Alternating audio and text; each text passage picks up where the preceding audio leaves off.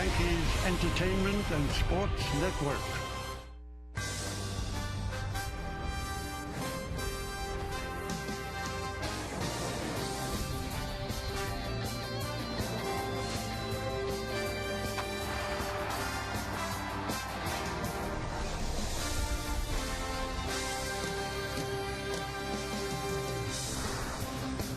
Big three-game set with the Tampa Bay Rays starting tonight at the stadium, weather permitting. People walking through the raindrops hoping that there is baseball here at the ballpark. As tonight, the Yes Network presents New York Yankees baseball. It's the New York Yankees against the Tampa Bay Rays in the first of three from Yankee Stadium in the Bronx, New York. Hello, everybody, and welcome to Yankees baseball along with Al Leiter. I'm Michael Kay. Mini road trip for the Yankees, 4 games against the Royals. They split the 4 games, not playing their best baseball, but we saw a little bit closer to what they want to be on Sunday, especially from Robinson Cano. Yeah, that's right. Look, the middle of the lineup hasn't really produced, especially in the 4 spot, but with Robinson Cano getting hot, his was back-to-back changeup from Luke Hochevar, depositing it in the right center field seats. That was his 8th career grand slam. And I'll tell you, when you will have Robinson Cano getting comfortable along with Alex Rodriguez, is a reason why they were a 10-4 winner on Sunday. Last 7 games, though, Al, against the Orioles and the Royals, just 3-4, not scoring that many runs. Their average 258. They're not hitting the ball out like they usually do, but they are pitching better. The 10 runs on Sunday, though, 13 total in the previous 6 games, so maybe they got something rolling. Let's look at tonight's New York Lottery pitching matchup. James Shields is going to go for the Rays. 5-0, 3.05. We'll hear from Al about James Shields a little bit later on. Ivan Nova for the Yankees, 3-1, 5.58. And Al, 3-1's not that bad, but we have not seen the real Ivan Nova yet. Especially, Michael, his ERA continues to rise. And his last start against Baltimore, I think there were numerous mistakes within the game. And when a pitcher like Ivan Nova makes mistakes in the middle of the plate, that was a hanging changeup from Matt Wieters at deposit right field seat. When you go 6 1/3, there were some moments. Now you got Nick Markakis doing the same thing. You also gave up a double. You give up 5 runs and a 5-0 loss. You can see the frustration on Nova's face. He's walking too many guys, too. 7 walks in his last 2 starts. You can create your own problems when you walk guys. Look for him to throw more strikes early in this game tonight. And he knows he's matching up against a pretty good pitcher in James Shields. James Shields has it going on.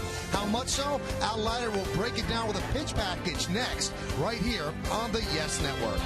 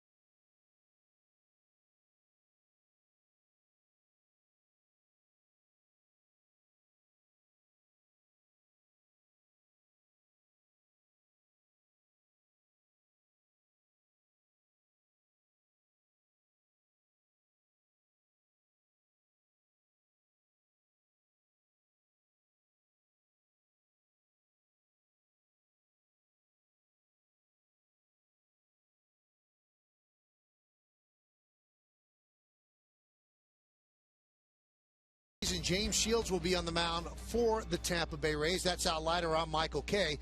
Why don't we find out what James Shields does to get people out? We'll look at it with the Mazda pitch profile. You know what, Michael, and I think what makes James Shields so difficult for opposing hitting coaches and opposing lineups is that he throws all of his pitches, and we talk about it often about a pitcher and his repertoire. Front door cutter. We'll see a lot of changeups. He's throwing a lot more changeups this year. He dodges his fastball. His velocity's down a little, but it's plenty enough. He's got a fastball, curve, slider, changeup, and I love the changeup. This is the neutralizer right here, folks. He throws it to lefties and righties, and that has been the difference as to why James Shields is one of the best pitchers in the game.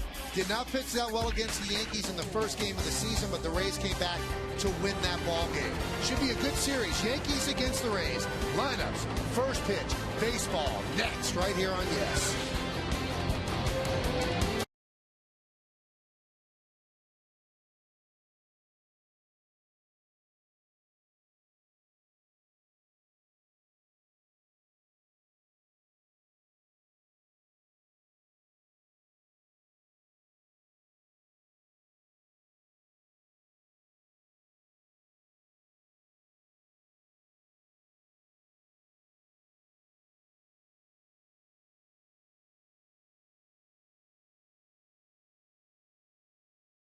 In part by American Express. Welcome to the membership effect of American Express. Welcome in by Revel. Reserve your room now at revelresorts.com. And by the professionals in your Tri-State GMC dealer. Why just go when you can go pro?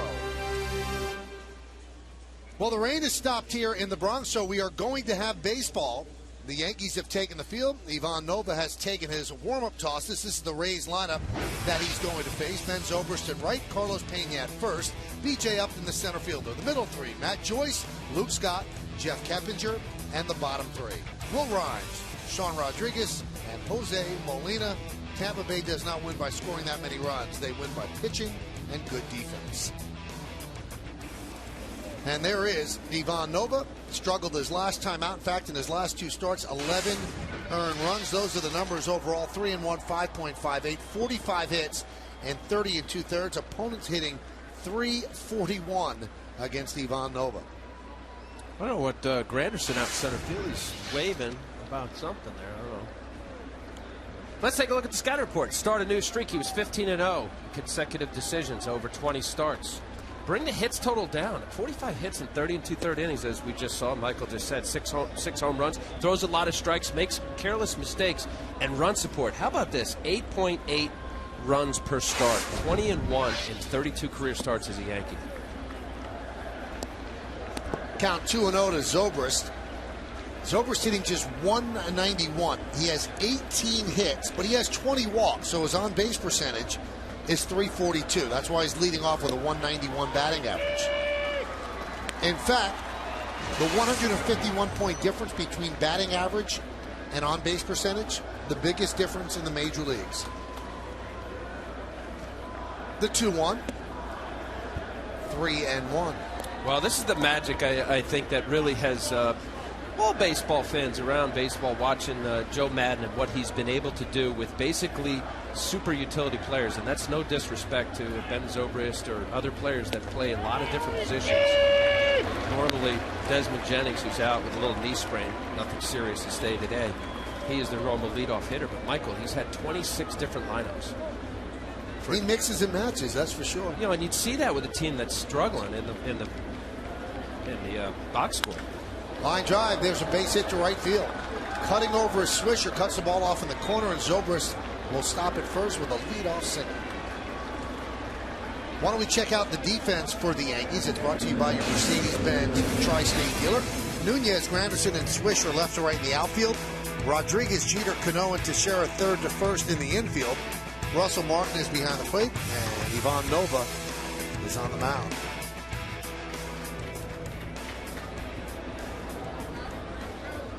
That's going to bring up Carlos Pena.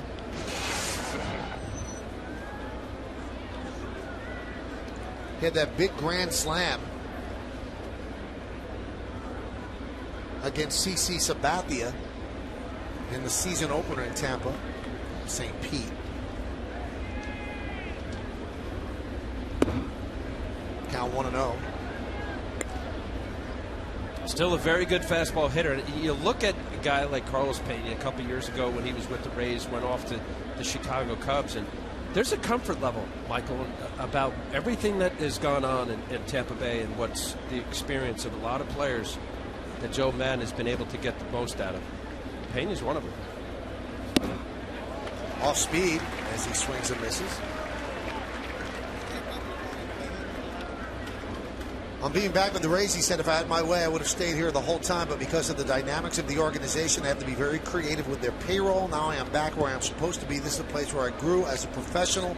I feel like I am part of the history here.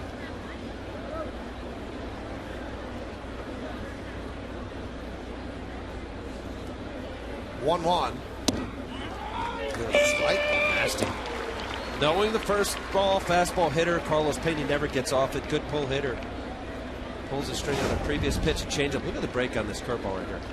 That is a knee buckler, even from a left-handed hitter's perspective. Rays come in at 19-1. Checks at 19-10. Same record as the Orioles. They are at first place in the AL East. Swing and a miss. Another off-speed pitch. So Pena was sitting fastball. He didn't get it. Let's look at the game time weather presented by Bigelow Tea. It's been raining most of the afternoon in New York, but it's stopped now. 64 degrees, 66% humidity. The wind is 14 miles per hour. And the forecast is not a great one. Cloudy with scattered showers.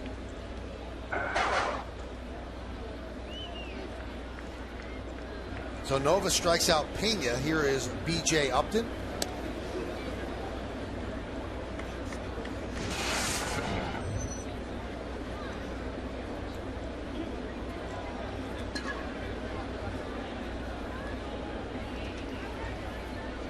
Good start for Upton.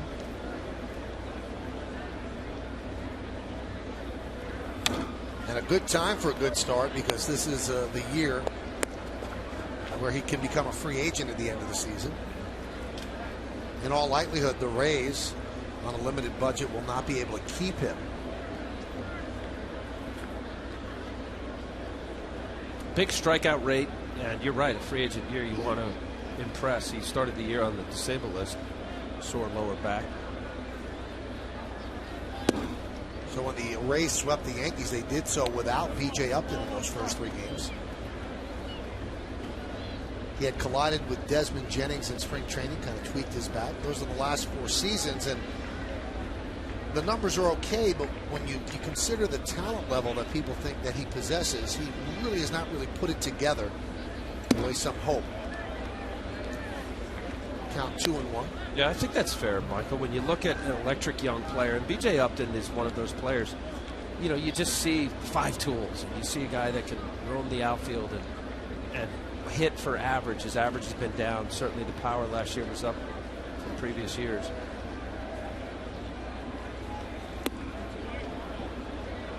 Where's that? A little backup slider, middle of the plate, belt high. Wants this here. This is a very hittable pitch. Because he pulled the string on it, I'm saying that's a little above the belt, and I think it still letters to the knees, isn't it, Michael? That's what they say in the book. It's a little below the letters. I thought it was belt high. That pitch is not called a strike enough for me. 3-1, runner goes, foul back.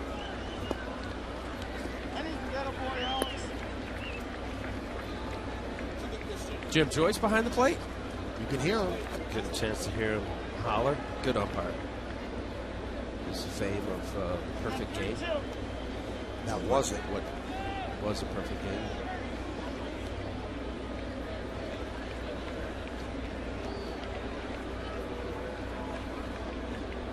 Runner goes again. 3-2, swung on a miss. The throw to got him. Strike him out. Throw him out. Double play. As Zobrist is caught stealing by Russell Martin. No runs ahead. No errors. And because of this strike him out, throw him out double play, nobody left on base. Rays nothing. And the New York Yankees coming to bat against James Shields.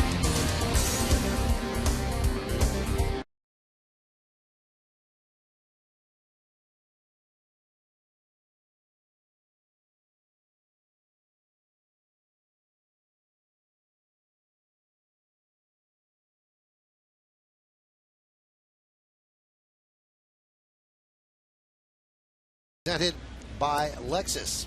Yankees come in at 15-13. They lead off their shortstop, the captain, Derek Jeter. Batting second, playing center, Curtis Granderson. Alex Rodriguez at third base will hit third. Cleaning up, second baseman Robinson Cano. Mark Teixeira at first base will bat fifth. Batting sixth, playing right field, Nick Swisher. Raul Ibanez, the DH, hit seventh. Hitting eighth and catching is Russell Martin. And Eduardo Nunez, the left fielder, will bat ninth. On the mound for Tampa Bay, 30-year-old right-hander, Big James Shields. Guy threw a lot of complete games last year. See the nice ERA, 3.05, 5-0. What a nice start for James Shields and also Tampa Bay. Reason why this team is as good as they are. Let's take a look at the pitcher scatter report. Frontline starter, I mentioned it. This guy will throw every pitch he's got, 4 pitches, and is legitimate. He wants the ball and he wants to finish the game. More cutters. Not only more cutters, he throws more changeups. This is an arsenal of a guy who'll throw at more changeups than fastballs, which is unusual for somebody who throws in the low 90s. And high 5, well, his last 5 starts, of course, he's won 5 consecutive since he's 5-0. Derek Jeter will start it off. He was 8 for 17 in the 4 games in KC, and he's one of the few Yankees that has great numbers against Shields. I guess you could say they're pretty good. 22 for 70, over 300, hitting 397. And there's a ground ball to second base. Will Rhymes. 1 pitch, 1 out. Let's check out the Rays defense, brought to you by your Mercedes-Benz Tri-State dealer. Joyce, Upton, and Zobrist, left to right in the outfield. Infield, Keppinger, Sean Rodriguez, Will Rhymes, and Carlos Payne, who could really pick it at first. Jose Molina, outstanding defender behind the plate. James Shields is on the mound.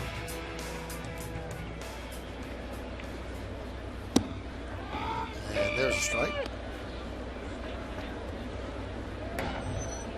Granderson does not have good numbers against James Shields. He's 3 for 46 and 0 for his last 16. There's that changeup, Michael. A tough pitch, and he changes speeds on it. He's able to locate it. But when I was looking at the pitch selection and the percentages of James Shields, it just really struck me that he throws more changeups this year than he does fastballs. Again, a couple starts back. James Shields against the Red Sox, he threw 115 pitches, 17 fastballs of true 4-seam, 2-seam fastball. 1-2. There's another changeup. You know, you're taught as a pitcher everything comes off a fastball, and for him as a guy who throws in the low 90s, you'll see that as far as someone who throws a lot of off-speed pitches with somebody who doesn't throw as hard. That guy, David Price, you talk about a hard thrower. He's got the last game of this series. 2-2. Grounded right into the teeth of the shift. 2-away. Now we're going to see a lot of shifts by the Rays, and there was a great story today in the New York Times about Joe Madden and how he likes to shift and shift a lot. And in the story, quoting a website, in 2011, with all the shifts that they did, they saved themselves 85 runs because of defensive efficiency. That translates to 8 or 9 wins. Remember, they made the playoffs on the last day, the last inning, when the Red Sox were folding. This year, because of all the shifts, they've saved 28 runs so far, and you can see one of the shifts right now. There are 3 infielders on the left side for Alex, and you don't see teams play him like that. You know, it'll be something that we'll be able to talk about during this series because, you know, there's something to be said for once upon a time that we baseball founders placed players out thinking that it would cover some area. But now with all of the spray charts, they're getting this down to a science to where they know Alex Rodriguez hits the ball on the ground when he does in these spots as Joe Madden, Tom Foley, his infield instructor, put. So there's obviously a lot of play in this area, and that's the reason why Tampa Bay does what they do. And to be honest, in the first 3 games of the season, it really took a lot of hits away from the Yankees. It really did. They think they will find some grass this time, some holes in the shift, but you could say maybe 7 or 8 hits it took away in 3 games. You know, Michael, and also as a pitcher, a retired pitcher, in order to buy into it, there's a frustration level when you see major shifts and you give up a hit and you turn around and say, well, there you go. The second baseman would have been standing there anyway and I gave up a hit. But they're buying in. They believe in what Joe Madden is doing with statistics and the spray charts. Alex Rodriguez works a walk. Guess that pitch missed a little low. These are some of the shift-breaking plays that we saw in the first series. That was Granderson. By the shortstop. A-Rod, that's a rocket past David Price and an easy play by the second baseman. And of course, Teixeira, he's a big pull hitter, especially from the right side. Another play, taking away hits. Look at Tex. Now, I don't know if you saw that story in the Times, Al. The really interesting thing by Kevin Long, the Yankee hitting coach, he said, I don't think any of our hitters are affected by the shift except for Teixeira. He said, because I don't think his swing allows him to go the other way and defeat the shift, he said, and it will take a lot of hits away from him. He said, that will affect Teixeira in these 3 games. Very honest. He said, the other players, I don't think it will. Here's Cano. Well, we just saw a little rip. It ripped Alex off a base hit up the middle. Grandy, same thing. There's Kevin Long. Now Cano, another Yankee with good numbers against James Shields. 24 for 60. So he really has great numbers. There's that binder that dictates where the shift will go. And you can see against Cano, they don't shift that much because Cano does hit foul line to foul line. They do have the third baseman Keppinger way off the line. But for the Rays, that's pretty straight up. Yeah, it is. She's documenting every single shift. Well, that'd be fun to follow tonight. See how that picture painting works out. The 0-2. Foul.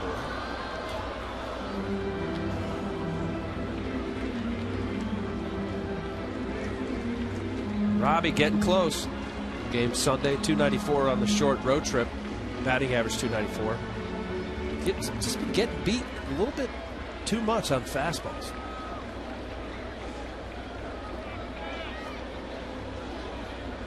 Get that barrel to the zone. Nice block there by Molina. Good interview by Meredith Maragovitz in Kansas City with Kevin Long on the batting practice show, where Long said Cano is getting beaten on fastballs because he's striding too quickly and trying to get there. When you get there or try to get there too quickly, you're going to end up getting beat on the fastball. And that's usually a pitch that he just destroys. Chasing back A-Rod. Hitting is so mental. Well, this whole game is mental. I forget what Yogi quote was. 90% of the game is half mental. Thank you. You look at what's going on with Albert Pujols. He finally got his first home run. Great players, it gets between the noggin. You start thinking too much. 1-2.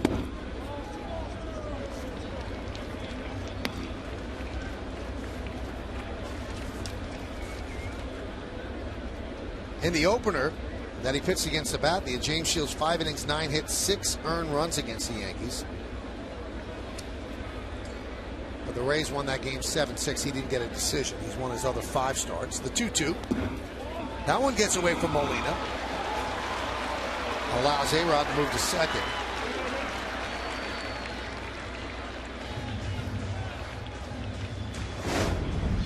Yankee fans remember Jose Molina was here in New York. Didn't do a very good job there. Staying in front, little turtle shell, get your arms out in front, try to keep that ball in front of him. Maybe it would have been a closer play. Maybe it would have been a play. This is where James Shields is very unpredictable. I'd be curious right here if he gives Robinson Cano a fastball. Yankees have not been hitting with runners in scoring position. Sunday they did. Previous 6 games, 2 for 30. And this year, Cano hitting 138 in these spots. And he works a walk.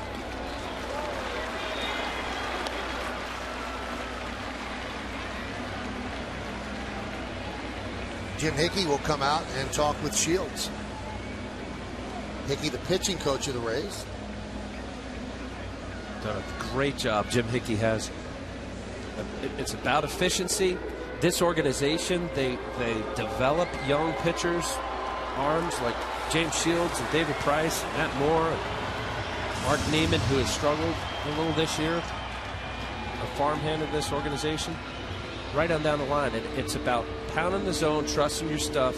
Jim Hickey got these guys believing. Not only is there statistical analysis that Joe Madden does with straight charts, but also big on pitch selection, and batting averages against. And I know all clubs do that. The Rays have really taken it to another level.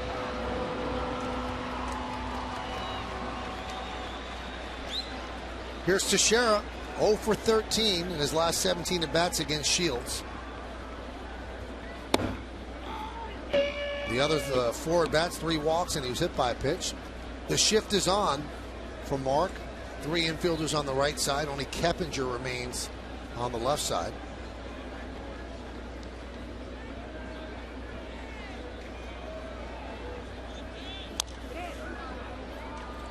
Mark has been battling flu-like symptoms, respiratory illness since middle of April on antibiotics. He's been unable to shake it, but not using that as an excuse for a slow start.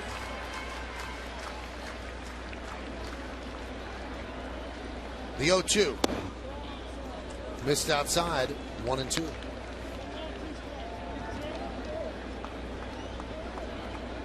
Yeah, boy, they need Mark Teixeira to get going. I know his numbers. He basically could book 30 home runs, 100 RBIs. You see that 222 batting average. It's not Mark Teixeira like. Be able to lengthen the lineup.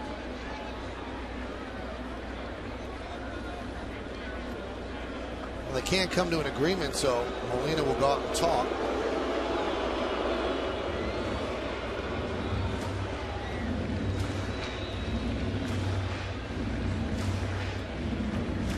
Saw a lot of these mound conferences in that first 3-game set in St. Pete. Well, you know what also too, Michael, you have a veteran catcher, Jose Molina, who has a mindset. He knows these hitters. He played with some of them. And you have a pitcher that's determined, this is what I want to throw. 1-2. Missed outside with the fastball. Now 2-2. Paint corner here. Close pitch is good eye by Teixeira. No sign. The 2-2. Fly ball, right field.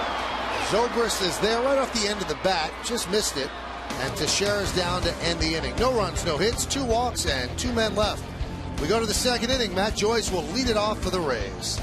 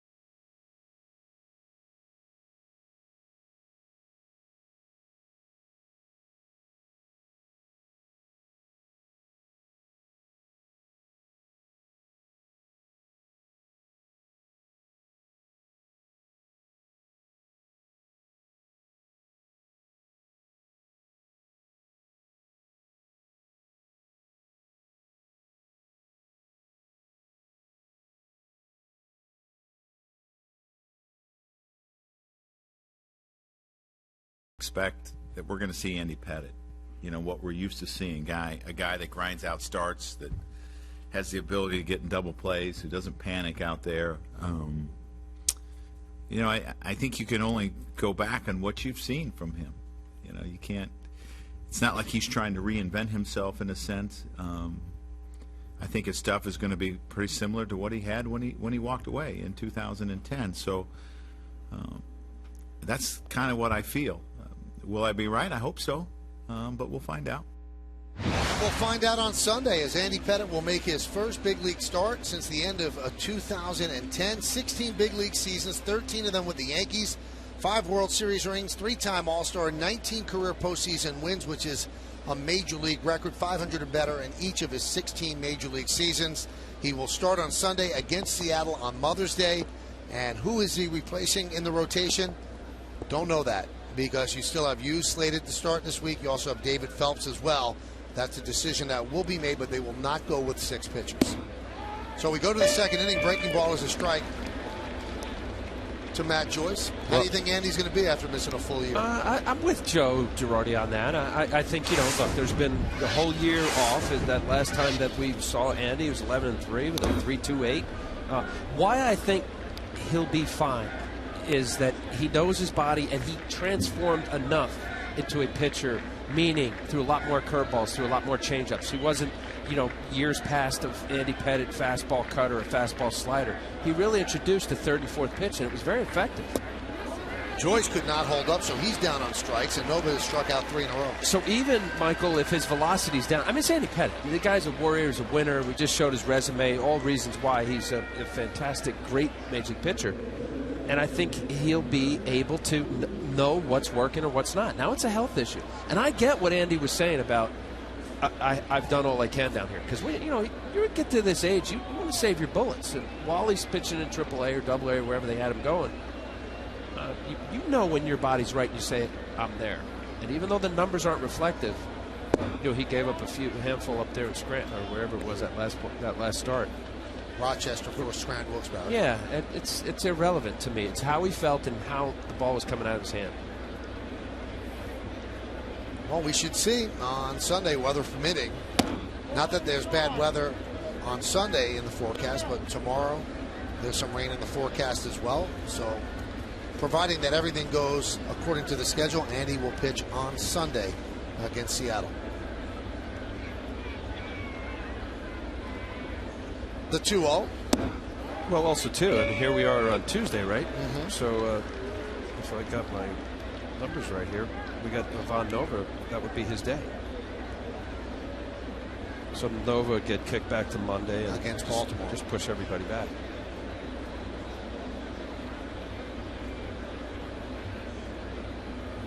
Swing and a miss. Scott trying to go yard, 2-2. This is the way we project it. You've got Phelps tomorrow and then Sabathia on Thursday. That'll finish up this series. Then a 3-game set against Seattle. Kuroda, Hughes, and Pettitte.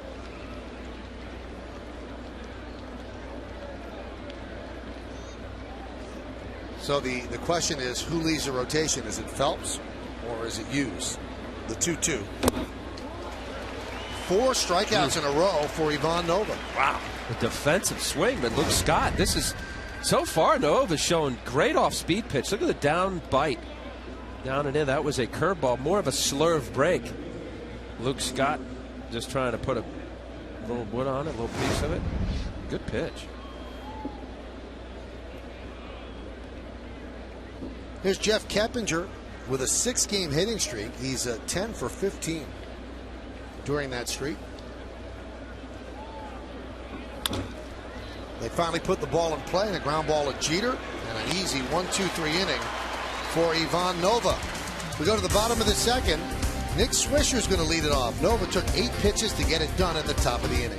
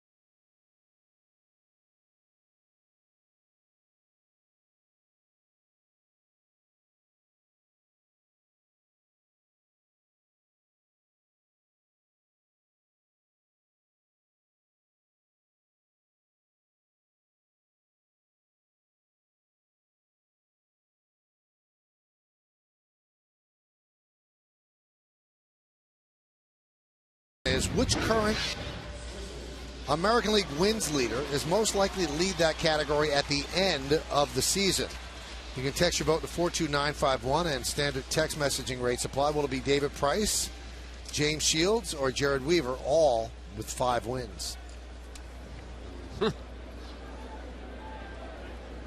Who's it going to be, Al? I'm going to go with David Price, fellow left-hander, who we will see here in the last game of the series. There's Nick Swisher. Sat out all of last week, but came back Sunday and actually hit a home run. Hamstring issue, but didn't go on the DL. Yankees gambled and didn't feel he'd have to go 15 days, and they were right. Hot shot foul.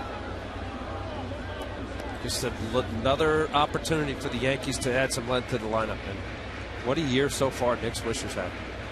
24 RBI, 7 home runs.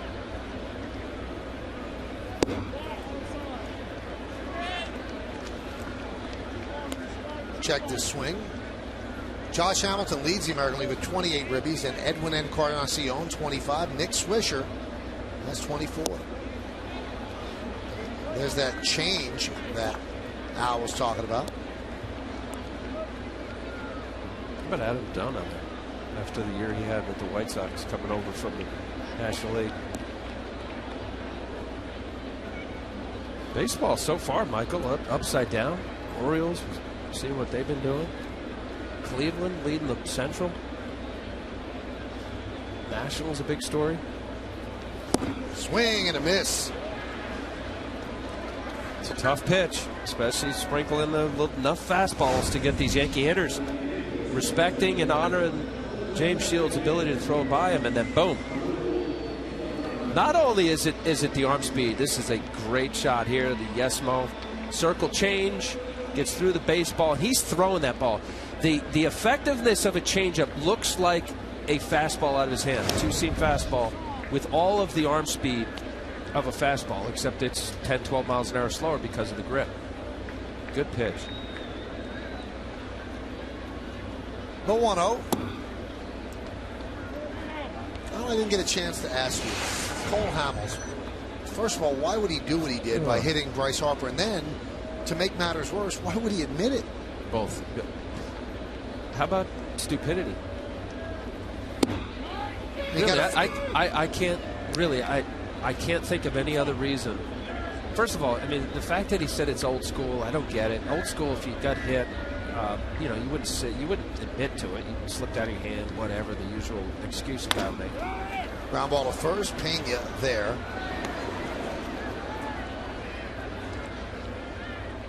Here's what Hamill said. I was trying to hit him. That's something I grew up watching. That's kind of what happened. So I'm just trying to continue the old baseball because I think some people are kind of getting away from it. It's just welcome to the big leagues. Well, you know, got 5 games for that, by the way.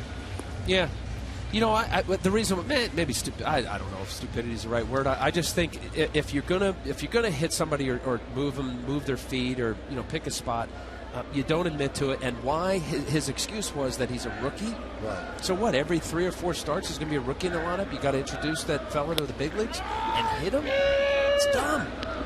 And I don't get it. You know, to me, there had to be something more. And then for him to admit to it, look, and it was insult to injury. If anybody watched the highlights of that game, he hits him. He goes first and third on a single from Jason Worth, and then steals home. Yep. You talk about throw salt in the wound. Oh, it was beautiful. And Right? Phillies manager Charlie Manuel said, I really wish that Cole hadn't been so forthright after the game. Because even if you're going to do something, even if you did it for the wrong reason, to admit it, you know you're going to get suspended. Yeah. Look, there's a lot of guys that have a cocky swagger to them. I think it's much of the reason why many players are good. They have confidence that may look as though they're cocky. Bryce Harper's one of them. I think there has to be another way to suspend starting pitchers, though, because Phillies have an off day this week, so they suspend him 5 games. He doesn't even miss a start. He's going to just pitch on Sunday. No. It'd have to be 5 games. No. It's not 5 days. But he's still not. He's not missing a start. He's only 1 day more. Okay. Yeah, right. I thought you said 5. They have an off day. Yeah, right. It'll be 6 games. Right.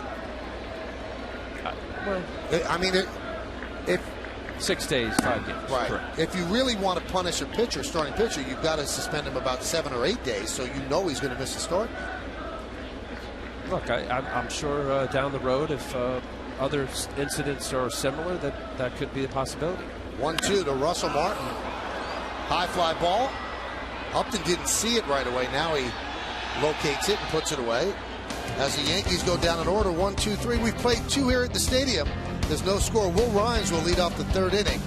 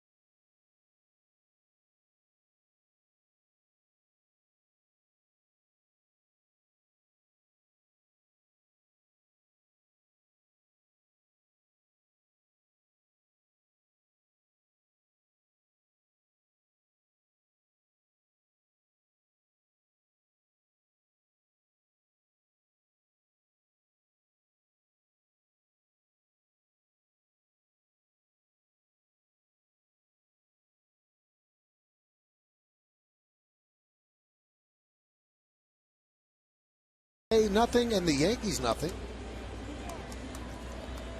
4 strikeouts for Ivan Nova over the first 2 innings. And it'll be 7, 8, and 9 in the Rays order.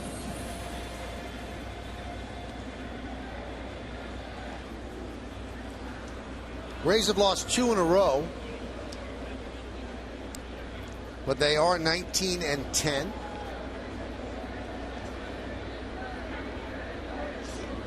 And here's Will Rhymes, who was promoted to the big leagues on May 1st with the injury to Evan Longoria. And it's strange, Al. Everybody thought, well, when Longoria went down with the partially torn left hamstring, he's out for 2 months, that was going to be a huge blow for the Rays. But somehow they've been able to keep winning. And that's because they do not win with offense. They win with pitching and defense. And they win with the versatility of so many players that come here and know that it's not about them per se. It's about your ability to fit into the box. I was talking to Ben Zobrist a little bit today, and just said, well, you know, what's the magic this year, and how you guys feeling? So of course the pitching, but you know, there's really no egos here. I think it starts with Joe Madden, with everybody knowing that on any given night. I mean, we've had 26 lineups. We're not talking about a team in last place. This is a good ball club, 19 and 10, second to only the Anaheim Angels, or Los Angeles Angels of Anaheim. First 14 games they didn't pitch that well, but then they picked it up. They were 7 and 7 in the first 14 games. Then 12 and 3 after that, the next 15. And then guys that come over here, think about it. You had Farnsworth that came over and had a heck of a year last year. Hurt right now, DL, with some elbow issue. What do? They come out and they bring Fernando Rodney, who's been perfect so far. And also, with their limited payroll capability, the players that you're talking about are the players that they're going to have. There are very few stars that are going to be here. They signed Longoria to a long-term deal. He was up maybe a week, and he took the security, and he is grossly underpaid. High fly ball down the right field line. Swisher in the corner will make the play. They say it was in fair territory for the first out. You know, I think about that contract back when Scott Rowland made his deal along with Well, here's what happened. Hamstring. You see him pull up a little bit there. It wasn't the stretch at the end. He started limping. Wow. 4 to 8 week injury. It says a lot. You know, he's mentioned that contract about it being underpaid. Something to be said about being comfortable and happy in a place. Nice play by Nova as he retires Sean Rodriguez for the second out. And they actually went outside their projected budget to sign Carlos Pena because they felt they needed that one more hitter. And also he fits right into their personality because he is a great defender as well.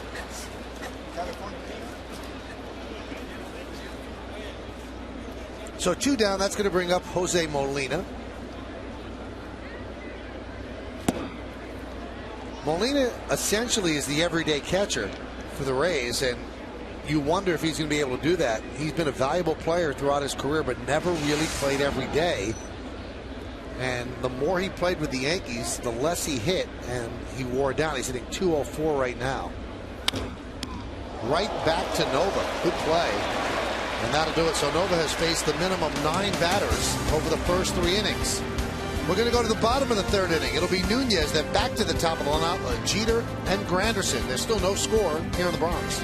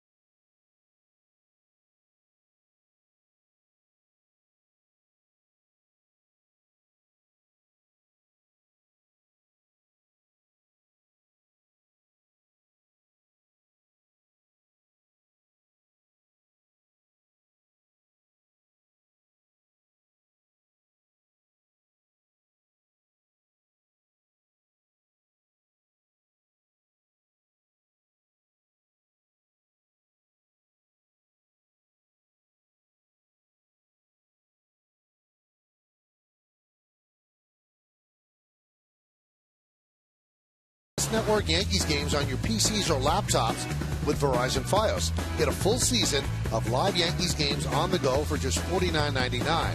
If you're a Verizon Fios TV customer with Fios Internet, go to yesnetwork.com to get more information and subscribe now.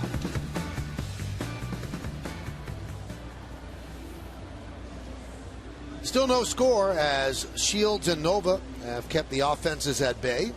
Eduardo Nunez will come up to lead off the bottom of the 3rd. Lincoln scoreboard shows the Rays with just 1 hit, a leadoff single in the 1st inning by Ben Zobrist. He was erased as he tried to steal.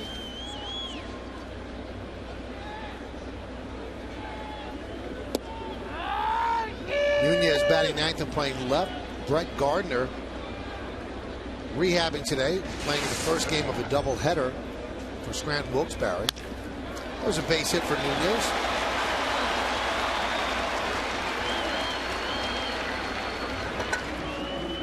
You get any updates on Gardner? Have not gotten an update yet. Anybody tweeting you? Not yet.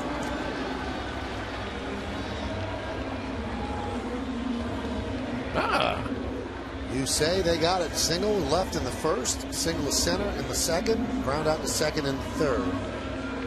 They keep saying he's going to need 2 games of wow, rehab. that must be a high-scoring game. He said, did I get that right? 3 at-bats, 3 innings? 5 innings. Oh, man, I'm seeing 3rd. Okay. It's a 7-inning game, the first game, because it's a minor league doubleheader. Here's Jeter. And there's a strike. Derek grounded to second to open up the first inning. So he has 48 hits. That leads the American League. The number 2 hitter in the American League is the guy you wouldn't expect. David Ortiz with 38 hits. Wow, right? Big Poppy having a year. A-Rod,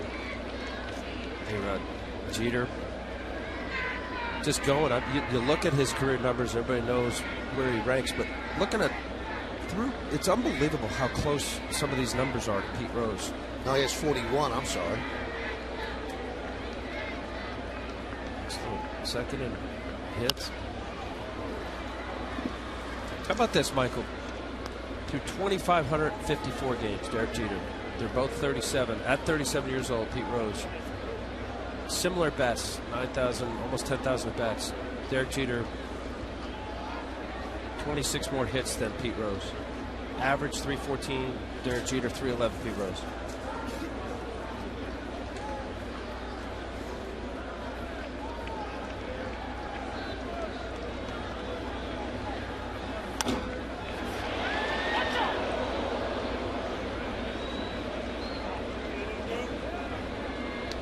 Derek is creeping up on Tony Gwynn, so he's 5 hits away from Gwynn. 6 hits away from the out. 16 hits away from Paul Wainer. 18 away from George Brett. Big time names.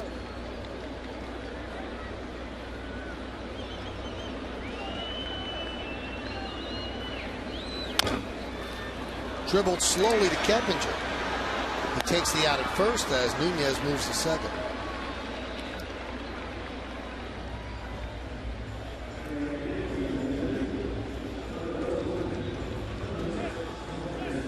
Moved him over early in the game here. Assume that James Shields is going to pitch the way he's been doing his last 5 starts.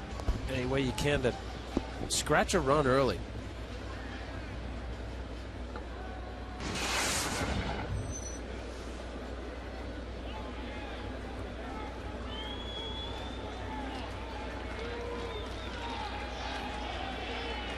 Granderson grounded to second. That was in the first.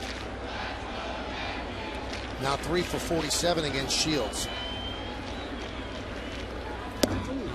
Now, why would you think Granderson would struggle so much against James Shields? Change up.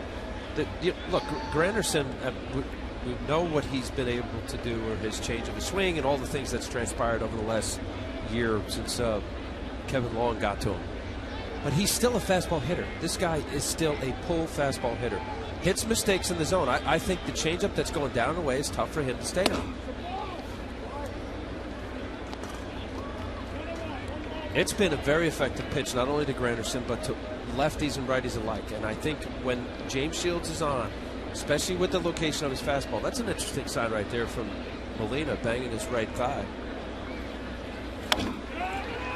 Grounded to Pena. He flips to Shields for the second out as Nunez moves to third.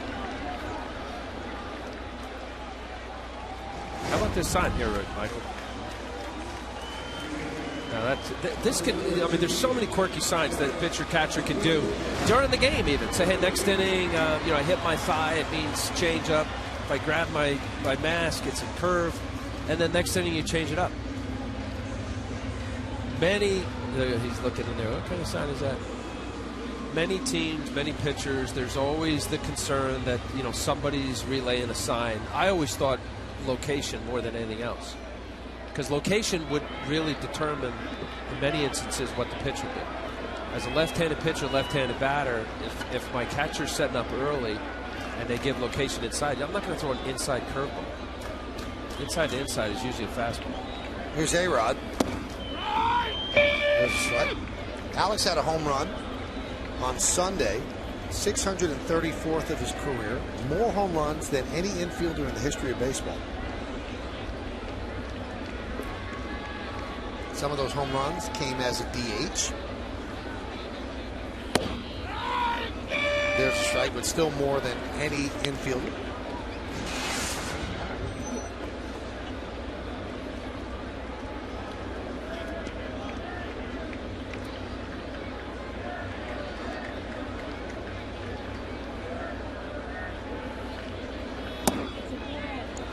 Count 1-2. A-Rod walked in the first inning. Tough pitch right there to lay off for Alex. That fastball inside. Molina's looking back at Jim Joyce, the home plate umpire. Where'd you get that?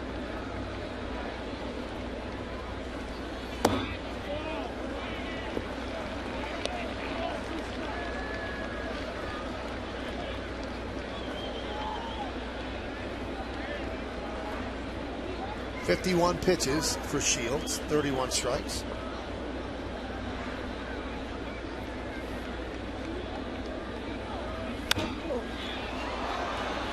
Fouled away.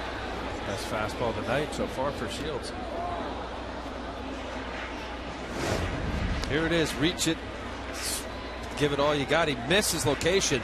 You see Alex just missed it. What set that up, and the reason why Alex was late, was the previous pitch was a changeup. He tried to throw a changeup inside. Shake fastball away. That should be.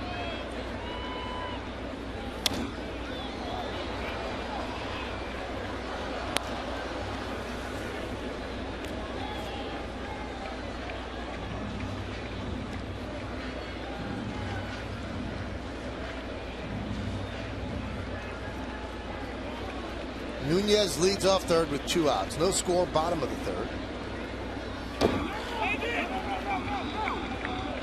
Got away from Molina, but Nunez holds up. The count full now at 3-2. Good take. Alex, this is a good at bat right here. This is a battle between a very good pitcher and a very good hitter. Watch this check. Yep. Good break plane, wrist. Got the call from Jim Joyce or Jim Reynolds, first base umpire.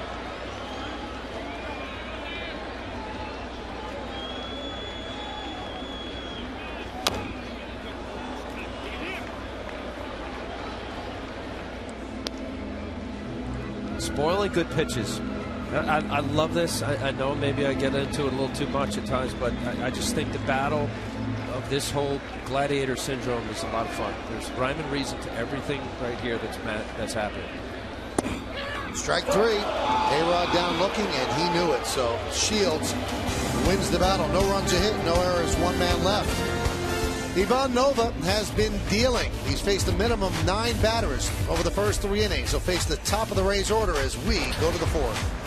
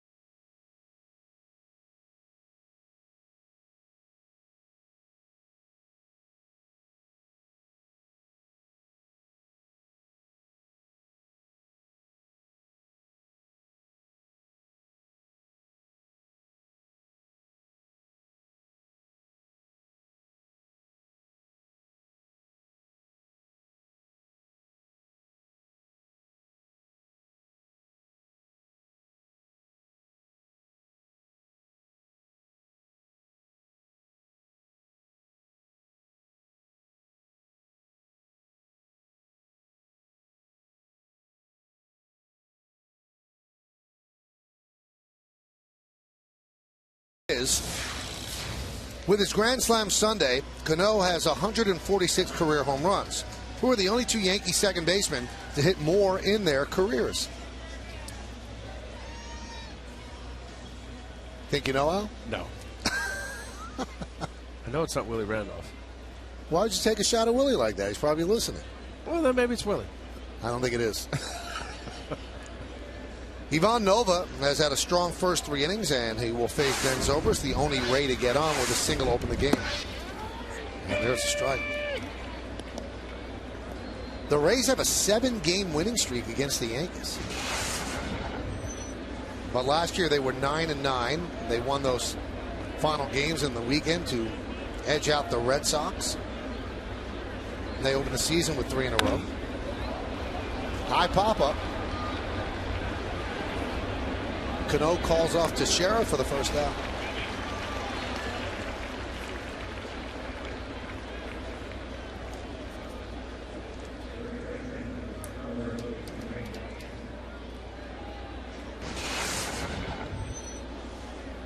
Here is Carlos Pena. He struck out in the first inning. He's had 2 home runs in his last 23 games, so 5 overall. The Rays have played 29 games.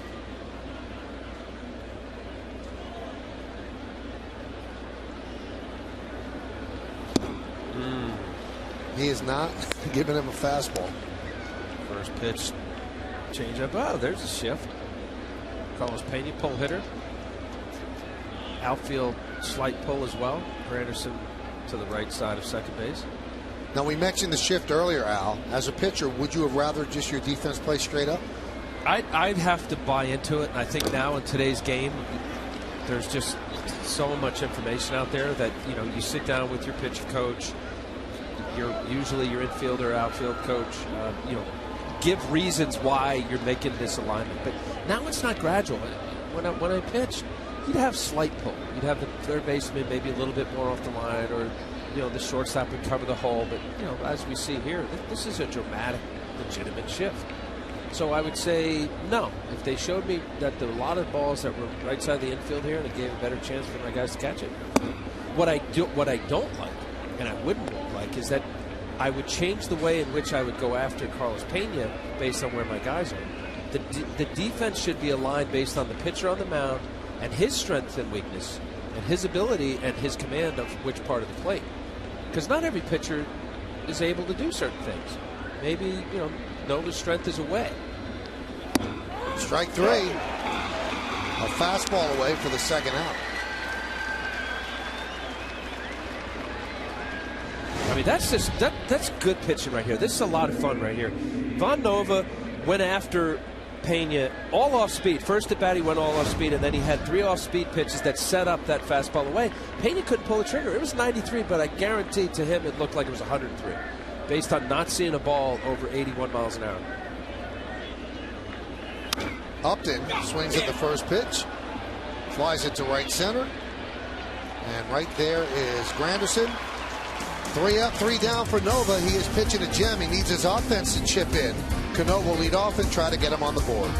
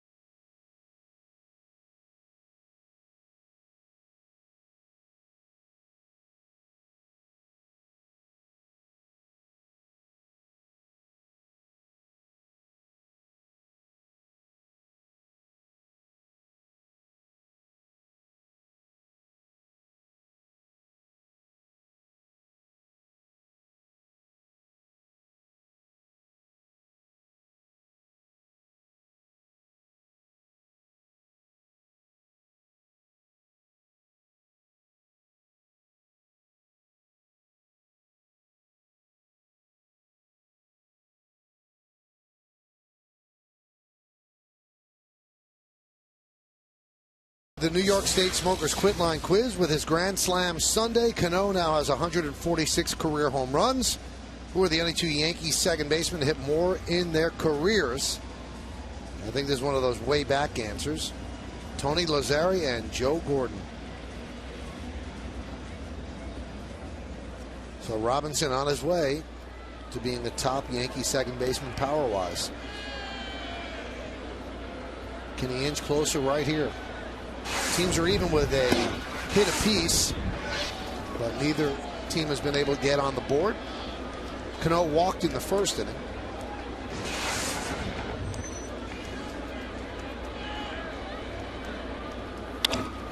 That one is ripped into right center field. It's a base hit. It's going to split the outfielders and roll to the wall. And Cano will be at second with a double. He now has a 6-game hitting streak. Robinson looking like he's warming up, middle of the plate. That's supposed to be a cutter in on his hands. Was able to pull his hands in nicely, drive the barrel through the zone. Nice stroke, right center, split the uprights. You get Robinson, Cano feeling better, and A-Rod, Teixeira pull his load and be able to contribute.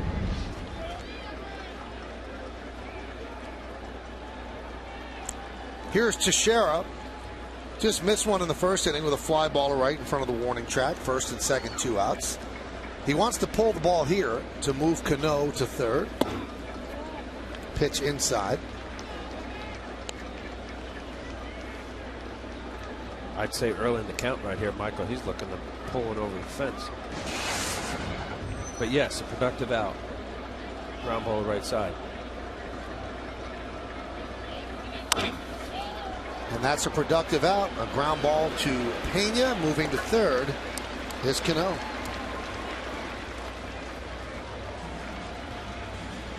Pena playing close to the line because of the 3 infielders on the right side. So he was able to make that a fairly routine play. Move him over. There's no doubt about it. Early in the count, he wants to drive the ball somewhere where it hits some grass and maybe over the fence. It's a real good feeling when you move a runner over and then it produces an RBI here. Let's see if Swisher gets the ball up in the zone.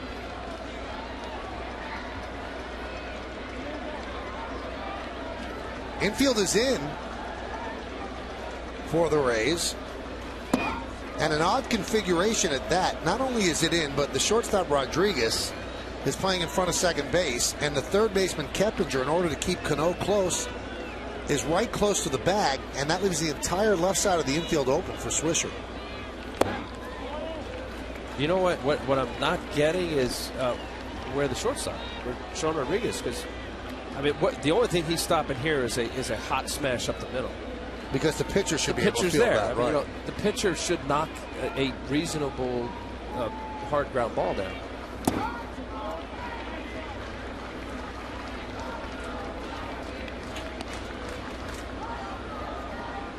Yeah, look at that here. Now you're going to assume, okay, the pitcher's going to feel anything somewhere between here, right?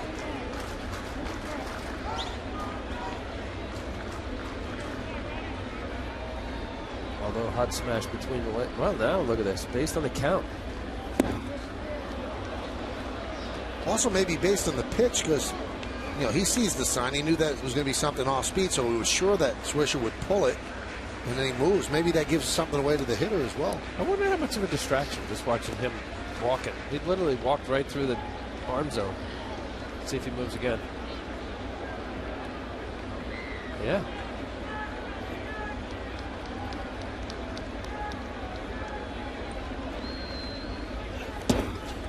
That one gets away from Molina, but not far enough away for Cano.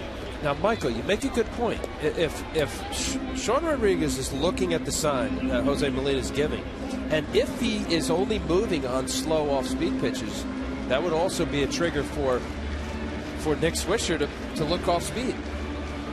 Because there are guys in middle infield that will trigger or tip a pitch based on how they move slightly.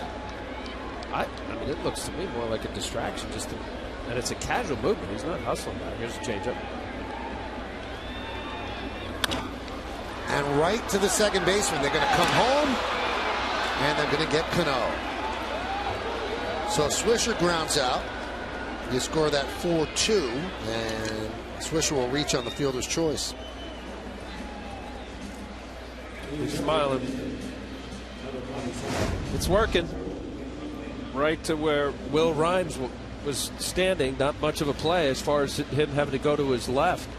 I mean, just perfectly placed. Easy throw to Molina. Watch here. Watch. I mean, they've got it overloaded to the right side. Nice play. Robbie out. Ibanez takes a strike.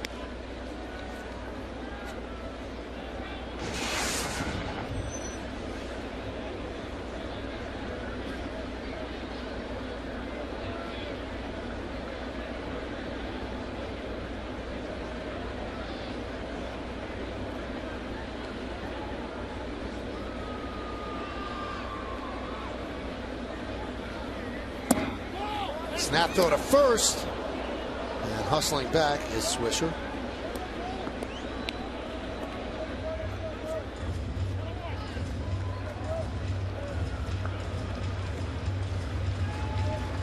We're in the bottom of the fourth. No score. Ibanez grounded to first in the second.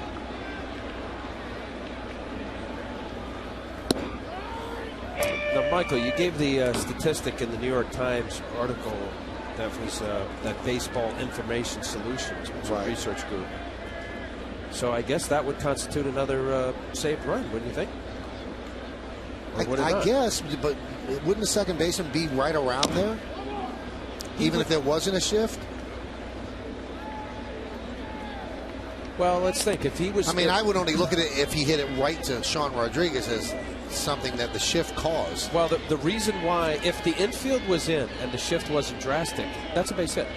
I think it was probably hit hard enough to where if he was normally 8, 10, 12 feet to his right. That one's driven deep to right field. There it goes. No shift for that. See ya. A 2-run home run for Ibanez. It's 2-0 Yankees.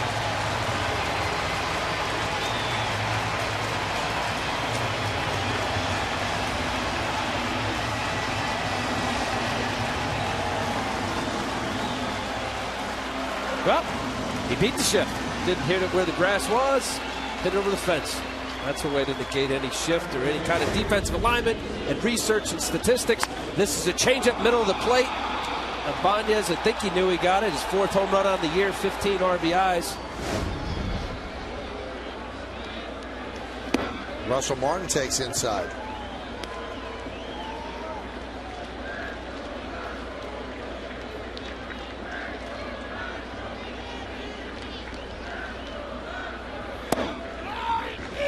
Strike.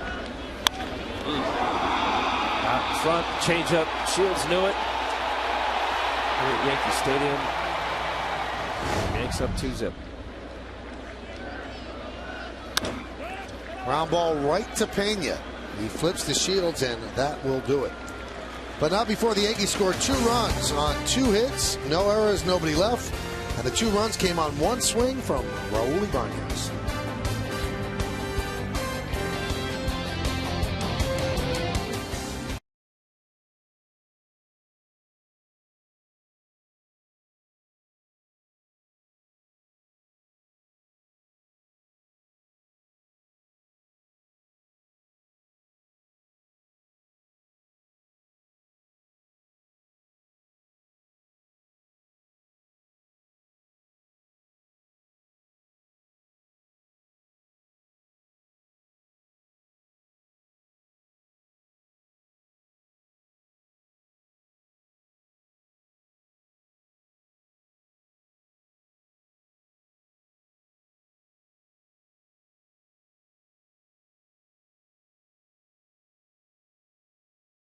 Years. Josh Hamilton's going to be a free agent too, and you wonder how much money he's going to get. What a player he is! Really, has it been any issue of his talent? I mean, even going back to when he was #1, it's just health and also the off the field issues. Right, and that that's been up. I mean, that was coming up through the minor leagues and his issues there. But wow, what a talent when he's healthy.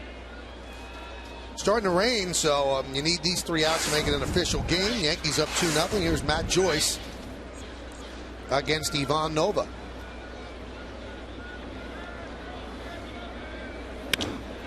Swings at the first pitch and drives it deep to left center. Going back, Granderson. He makes the play on the run for the first out. So Nova's been dealing, and he's also been striking people out. He really has, and I'll tell you, I like his off-speed pitches. Of his 5 strikeouts, all of them have come on either the slider or curveball. You see the little slider here, Matt Joyce. You got B.J. Upton, Luke Scott, similar. He's changing angles on his break. There's one fastball. Locked up Carlos Pena in his last at bat. Couldn't pull the trigger.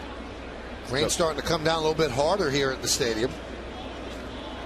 This was in the forecast to start at 7, but it's held off to this point. And the pitch outside to Luke Scott. Home team leads, you need 4.5 in the books to make it an official game. Home team trailing, you need 5 full. Off-speed pitch really working for Nova, and he's working quickly. Both of these guys, James Shields and Ivan Nova, has shown very good secondary off-speed pitches. That was a perfect example. Fastball 90, outside corner, ball comes back with a nice changeup at 84 miles an hour. Big curveball. I mean, this is textbook right here.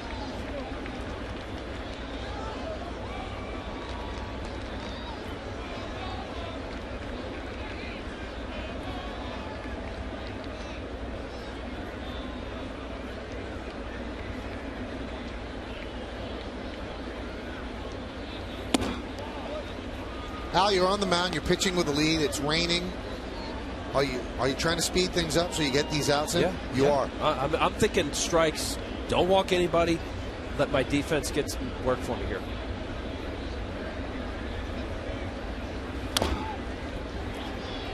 But you don't have that much of a lead. That's right. That you could just throw the ball down. No, there's no doubt about it. Look at that. 21 and 32 career starts. Pitching with the lead. No, exactly. And the previous at bat with the first pitch to Matt Joyce, take advantage of left center, right center here. Granderson can run him down with the best of them. That danger of missing inside with the short porch here is not a good pitch. Boom. Slider. Scott down, swinging for the second time, 2 away.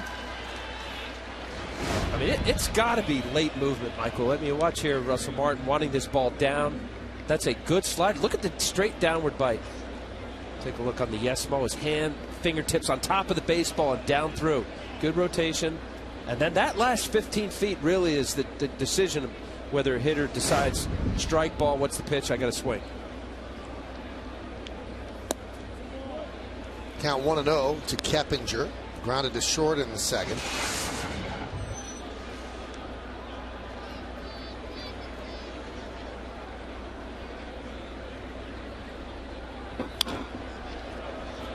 One and one.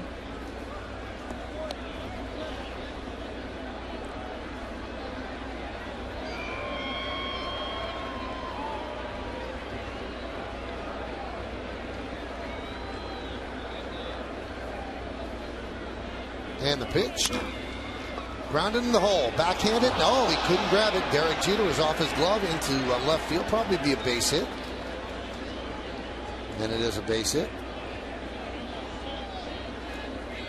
Second hit for the Rays. Hot smash. I don't know with Keppinger's speed, even if Derek Jeter was able to make that patented play as he catches it and pirouettes and throws going toward the left field line. Just underneath his glove. A little smirk looking over at Alex.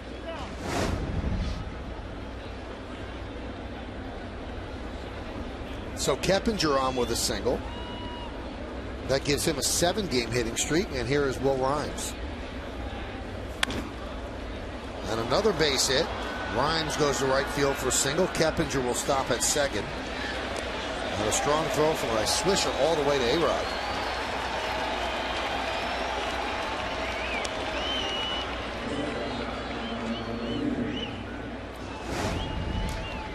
First pitch hitting here. Will Rhymes gets on top of this fastball.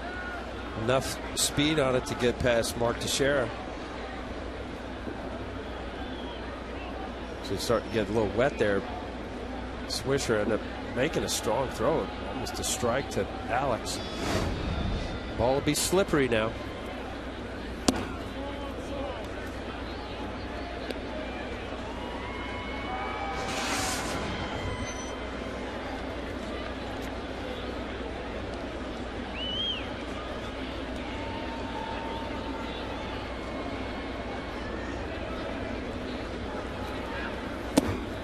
Count 2-0. I went 2 off-speed pitches. This is obviously critical part of the game. You pitcher of record, 1 more out. Tight ball game. James Shields, he's facing a good pitcher. Don't give in here. With 2 breaking balls in a row, Sean Rodriguez is a very good fastball hitter.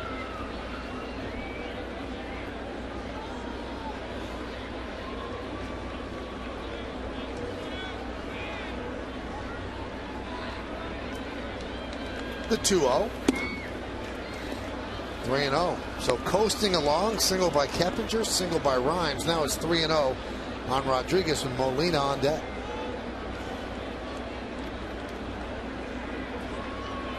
Both Rodriguez and Molina struggling batting average wise. I just think Rodriguez has got a good approach up there. 207 batting average doesn't show it.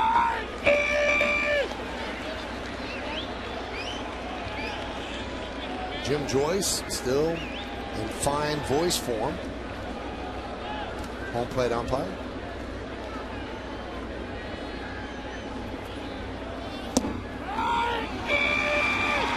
Lane 2. Gives the Rays a little bit of a break. They'll be going on the pitch. 3-2 with 2 outs.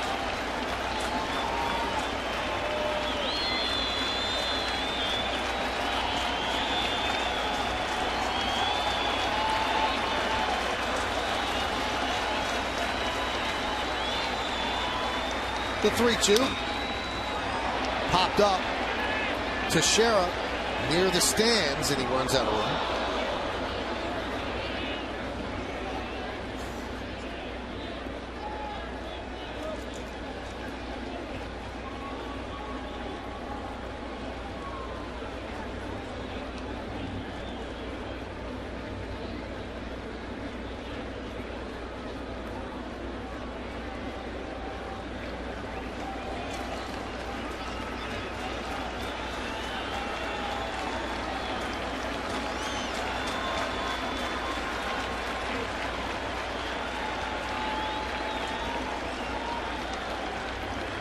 Keppinger leads off second, Rhymes off first. 2 outs, top of the 5th inning. Yankees up 2-0. And the payoff. Swung on and missed. He struck him out. It's an official game. As Nova works out of trouble. No runs, 2 hits, no errors, and 2 men left. We're halfway through. Yankees up by 2, and Nunez will lead off.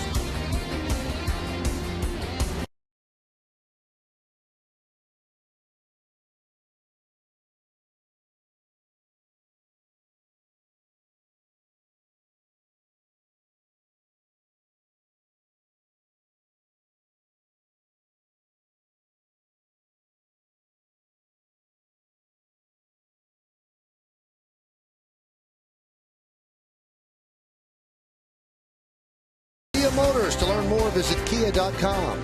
By J&R Music and Computer World, and by Blimpie, America's sub shop.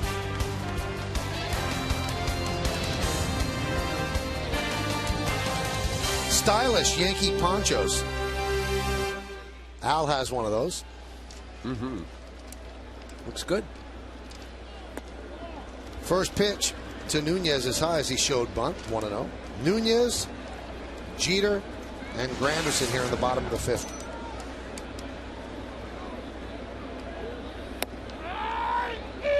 One and one.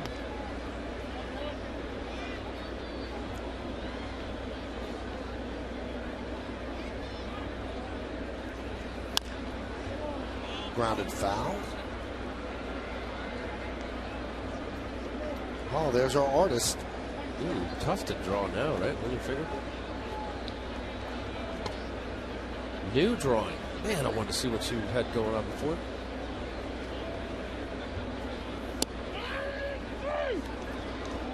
And Nunez down on strikes.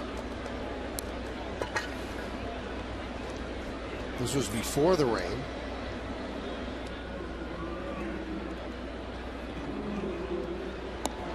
She started over. There's no way for coming back. No, she did. I think she started another one.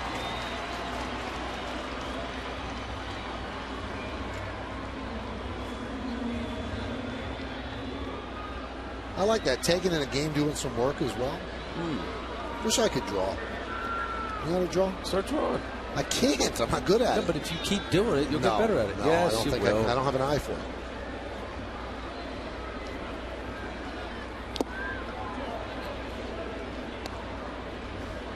Count 0-1.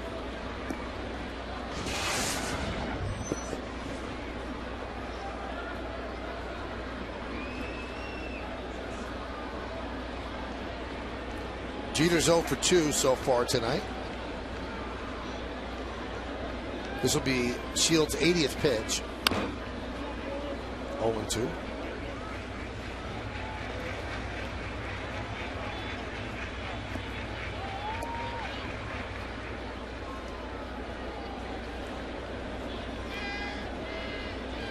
Yankees have 3 against Tampa Bay, and then 3 against Seattle.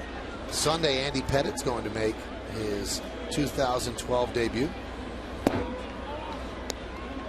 Then off to Baltimore for a quick 2-game set, and then Toronto for a 2-game set, then back home.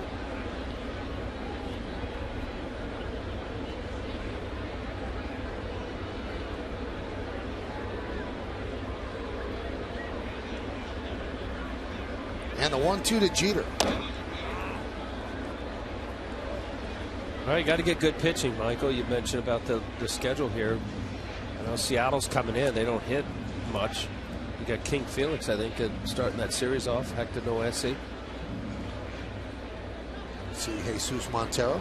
Blake Bevan would be the last pitcher. Some good arms.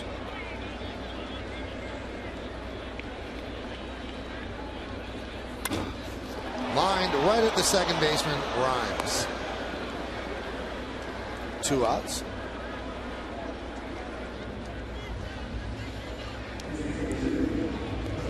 Lined at Rhymes. I think that Rhymes. A little one hopper to Will Rhymes. Finish the play.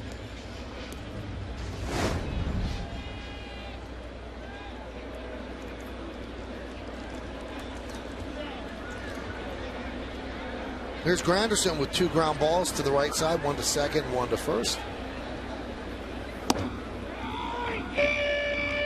Count 0-1. How is Jim Joyce's voice not shot by the end of the night? I mean, is he able to talk for 3 days? Yes. He's screaming at the top of his No, lungs. but it's more of a hee. It's not. So if you did that all day, you'd be fine? Well, he doesn't do it all day. He's probably done it like 10 times. I want you to do that. I want you to do that. Called strikes. He has to do the loud pitched.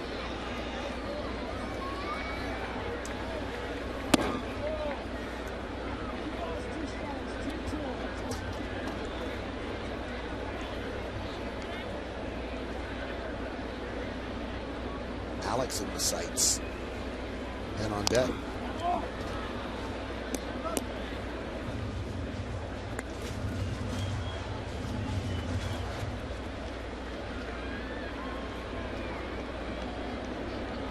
I'd much rather have Jim Joyce behind the plate than laconic umpiring of Tim McClellan. Right? Yep. And it took a long time. It takes a long time to even know what he called. Oh, he flinched. You see that? Yes. He wanted to ring him. Maybe he ran out of voice. Watch here. Jim Joyce. Watch his flinch. Oh. Melita looking at him. Where'd you get that?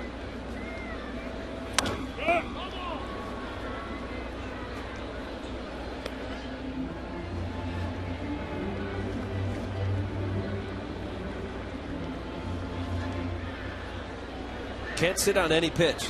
Mentioned in the scatter report, 3-2 count, misses fastball away, come back with a slider. Oh, could be a mistake that means the difference, not only just a couple runs or a run, but a win or a loss. So far, Raul Ibanez's 2-run homer. Last inning is the difference, and that's the way you think in a game like tonight. Ivan Nova, James Shields hooked up in a duel. Mistakes could be a loss. 3-2.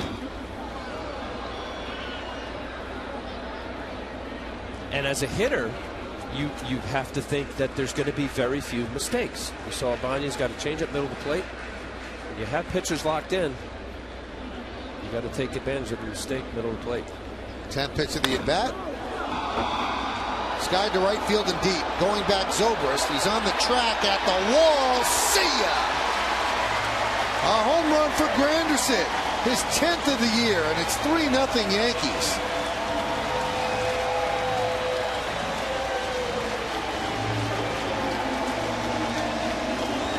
I'm not going to go with a mistake pitch there. 10 pitch at bat. Granderson fought off an awful lot of good pitches. This is a changeup. After the fastball away, he fouled off. It's middle of the plate. You could say, yes, that's a mistake, middle of the plate, up in the zone. Location-wise, no question about it. I think that is good hitting by Curtis Granderson. Deposited there, a few seats up in right field. Alex Rodriguez takes a strike. Grandy's 9th home run at home. His 8th against right-handed pitcher. There, you're just hoping as a pitcher, is there enough real estate? 2 changeups, middle of the plate, 3-zip Yankees.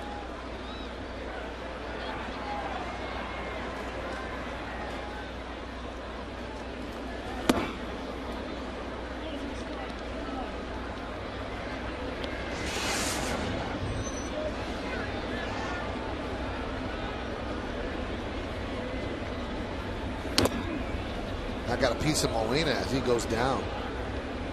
Now staggers to his feet.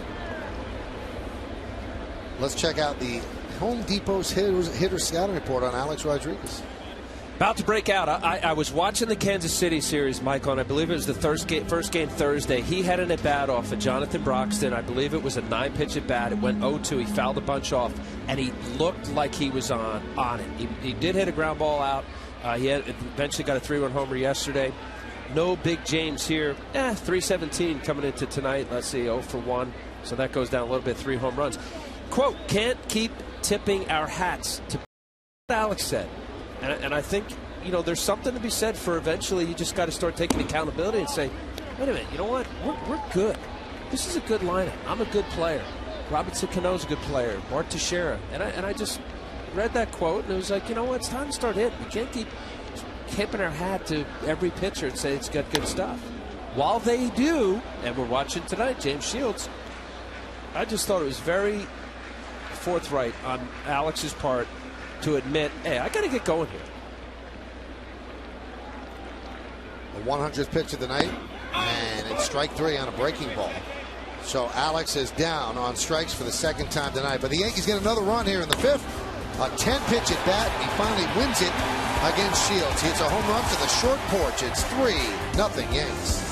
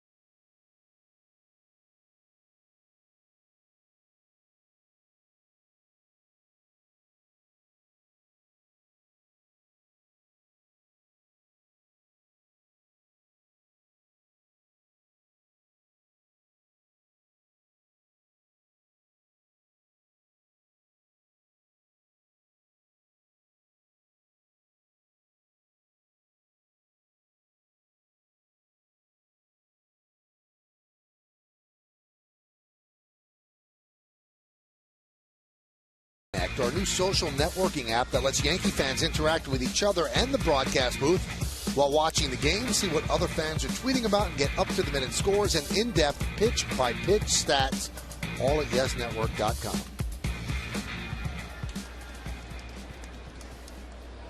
3-0 Yankees, a 2-run home run in the fourth by Ibanez, a solo shot in the fifth by Granderson, and so far Ivan Nova certainly made it hold up. He's allowed just 3 hits as we go to the sixth. Low pitch count, 60 pitches coming in the sixth inning. Very efficient. Breaking ball strike to Molina.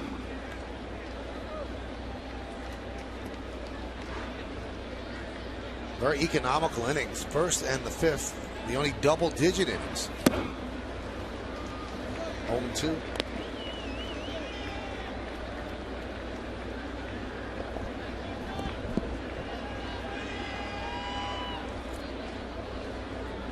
James Shields has allowed 2 long balls.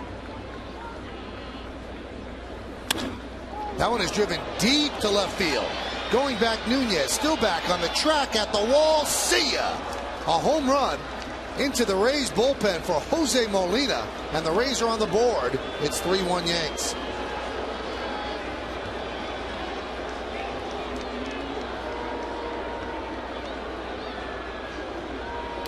Well, I said about mistakes are not only runs, and that extra run that the Yankees got last inning on the home run of Granderson helps a little bit for the breathing room, but this is a mistake.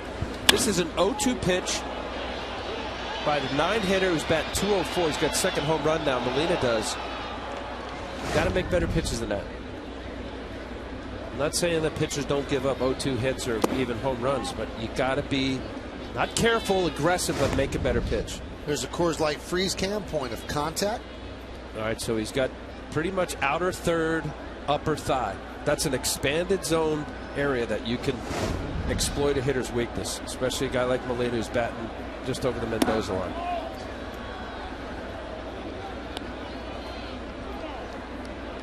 You get away with mistakes, of course. But, you know, in moments when you know that it's going to be a tight ball game, you bear down. 0-2 is an absolute put-away pitch.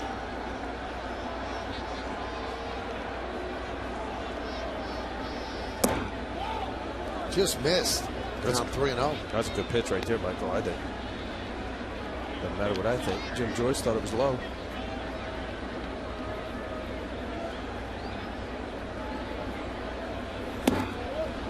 And a 4-pitch walk to Ben Zobrist. Hitting the road, take the Yankees with you this season. Subscribe to MLB.tv today to see every Yankees out-of-market game live, online, and on your favorite devices in HD quality.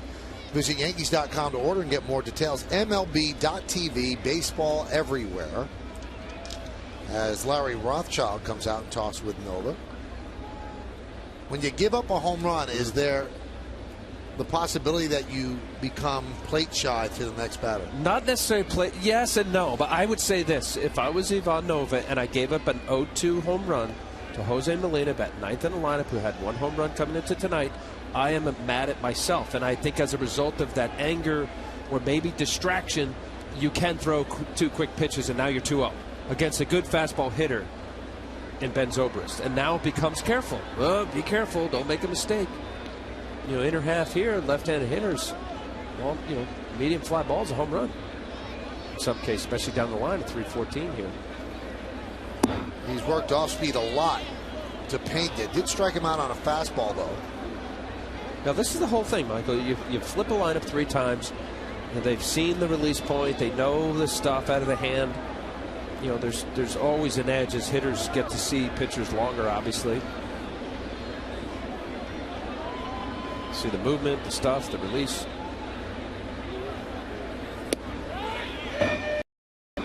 Keeping that fastball away from Pena and the count 1-1. That's why ideally, when you hear it often, pitchers want to they want to get the first couple innings with just limited amount of secondary pitches. If you could get through the first couple innings primarily on your fastball and not allow hitters to see your put-away pitches, which is a slider and curveball for Nova, it's better in moments like this because now you know you can go to it. They haven't seen it.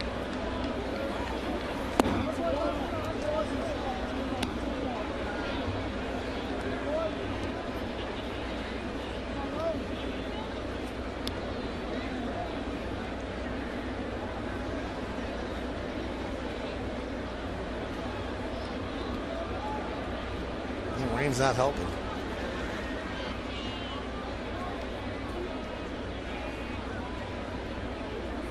The 2-1. Check swing. Did he go? No, said James Hoy. 3 Jims on this umpiring staff. Jim Joyce, Jim Reynolds, James Hoy, and Mike Estabrook. But Jim is James Hoy, and he said no to the swing. I think he good call. 3-1, don't give in. Carlos Pena, good fastball hitter. 5 home runs on the year. 3-1. Grounded to Teixeira. Goes to second one. On to first. It's a double play. 3-6-3. So good.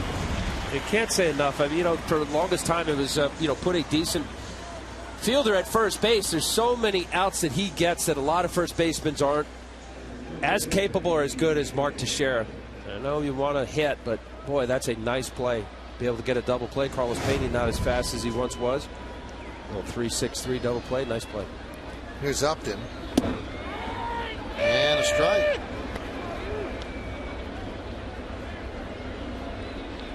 We're in the 6th inning. 3-1. Time is called by Jim Joyce.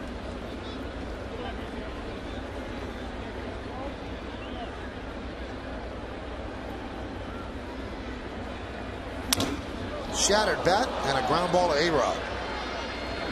He gets Upton, and that'll do it. But the Rays get on the board. Bad pitch to Molina. He puts it in the Rays bullpen. So it's 3-1 Yankees. Coming up for the Yanks, Cano, Teixeira, and Swisher.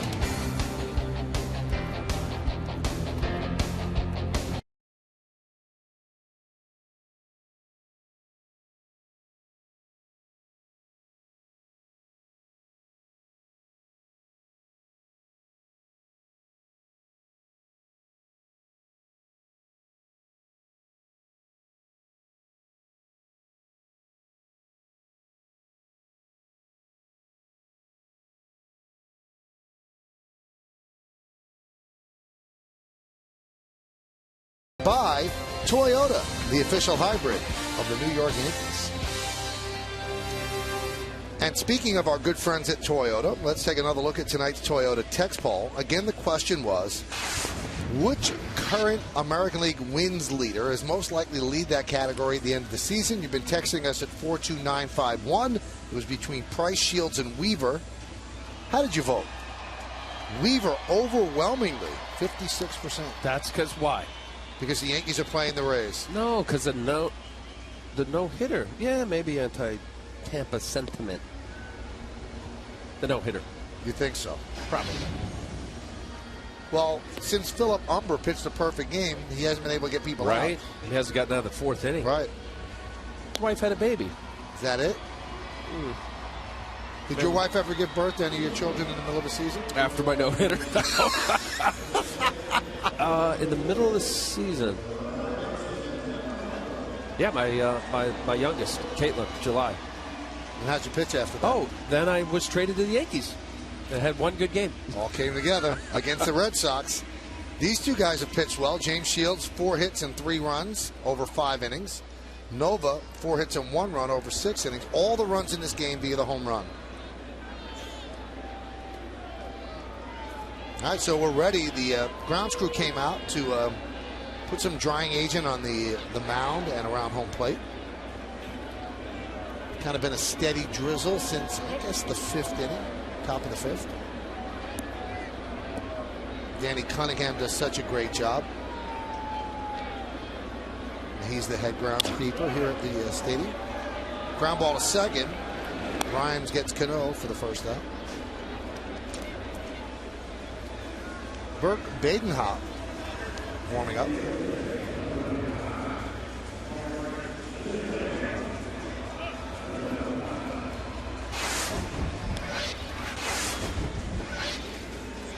So Shields still in there with 101 pitches, and here is Mark Teixeira. He has not had a good month of May, 3 for 24 up to this point. And he's 0 for his last 15 against James Shields. The shift is on again for Mark. Only one infielder on the left side. Coming into this game, that New York Times story that we spoke about earlier, coming into this game, the Rays have shifted on batters 153 times. That was coming in. The second most by any team, the Orioles, and boy, Molina got it again. And the 153 that the Rays have, more than twice what the Orioles have. So the Rays shift way more than any other team. All right, but let's define the shift thing. Well, let's see what happens to Jose Molina here. Foul ball. Got him on the elbow, right? Left side. Oh. The chest protector doesn't cover that area. He got up quickly. Tough guy. Good guy, too. Always with a smile on his face. Yeah. Greets people by their first name. Remembers people once he meets them. Good guy.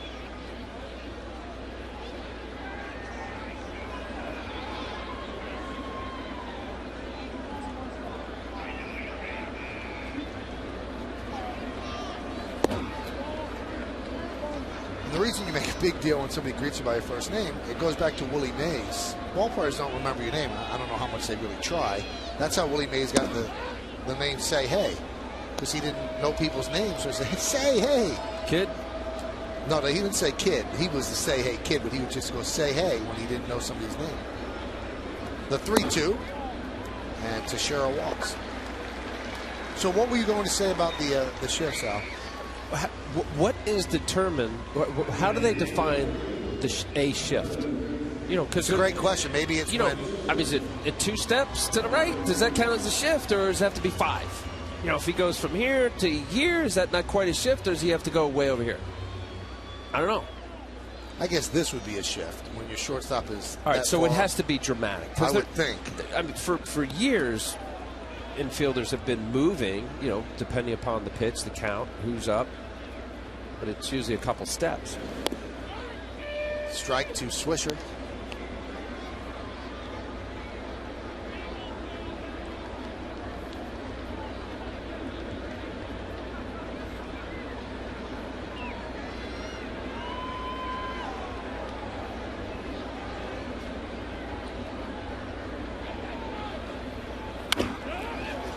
This could be 2. There's 1. And there's 2. A 4-6-3 double play. And it's the 6th. We go to the 7th. The cleanup hitter, Matt Joyce, will lead off against Ivan Nova.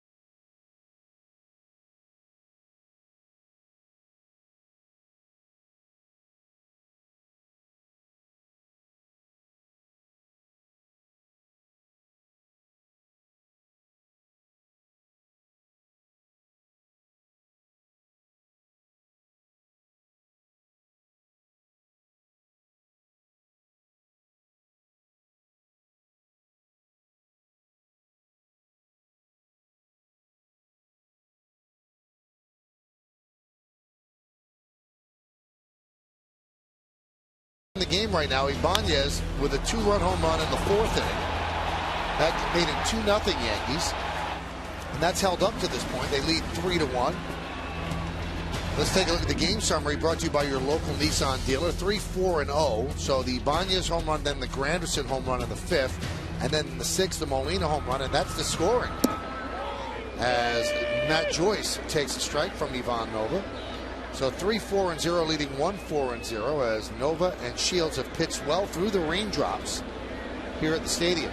The 0-1. High drive, right field. Backing up Swisher, still back, on the track. It's in the ballpark. He makes the play for the first out.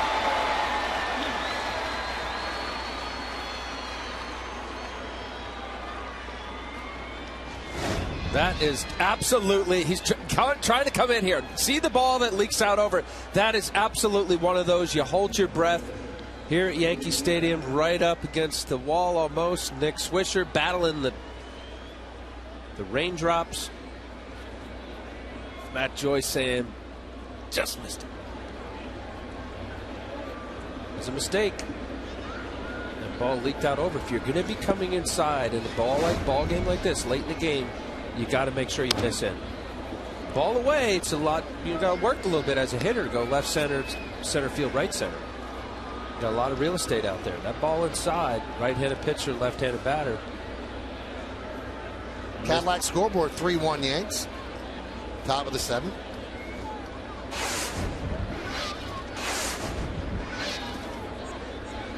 You know, in all your analysis, Al, did you notice the guy with his feet on the fence, the old school Chuck Taylor? I mean, he came to the ballpark with the old school Chuck Taylor. That shows me something. I don't think you saw that when you were analyzing. On the fence? On the fence. He had his feet up watching. The 1-1. 2-1. It would be my guess now that you open it up. John Moore Watch, you'll see. Of course he will. And there are the old school Chucks. Oh, see, look at that. Yeah, those are Chuck Taylors, aren't they? I believe they are. No, they're no, low. Or they could be knockoff. No, they're all-star. Yeah, they're the Chuck Taylors. I thought Chuck Taylors were high tops. You can have low cuts. Comfy. Very, very relaxed. 3-1. That one's driven out deep to right field. Swisher back on the track at the wall. See ya. A home run for Luke Scott, and the Yankees lead is now 3-2.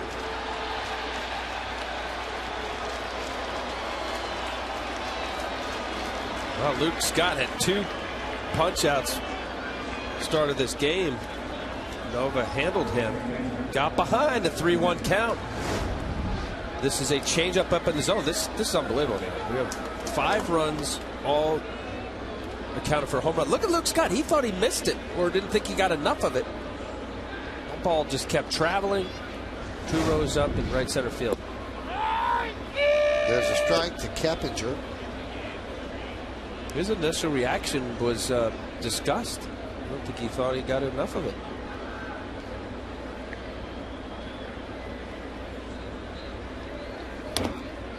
Fouled away. Take a look at his reaction here. Change up 3-1. Up in the zone. Stays on it. You see the little disappointment, I guess. Oop. Now it comes into a little smirk.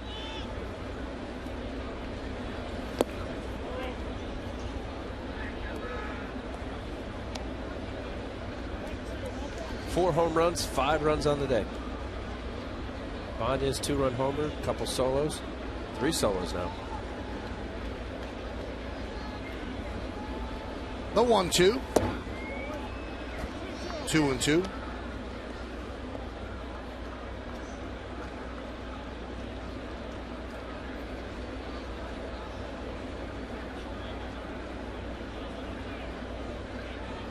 And the pitch. Count 3-2 to Keppinger. Keppinger grounded to short and then flied to left. There's nobody up in the Yankee bullpen. Low pitch count for Nova. But this is a game you have a feeling the bullpen is going to be involved. There has not been a save situation since the injury to Mariano Rivera. 3-2. And a walk to Keppinger.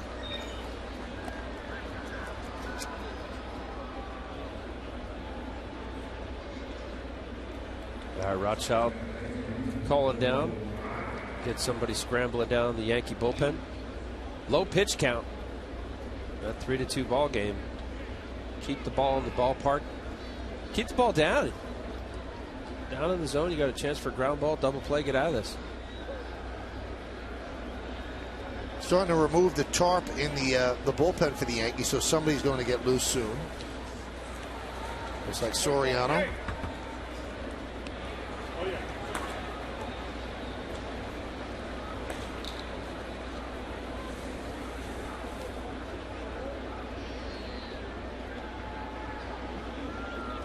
There's Will Rhymes.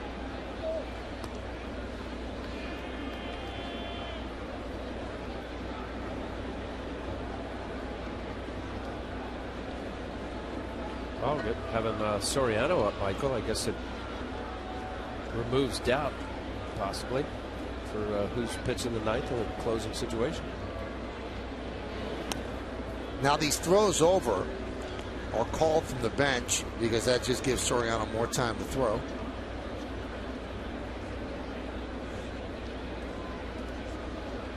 Keppinger in his career is not a base running threat. You'd think small middle infield utility type player would have some speed. He does not.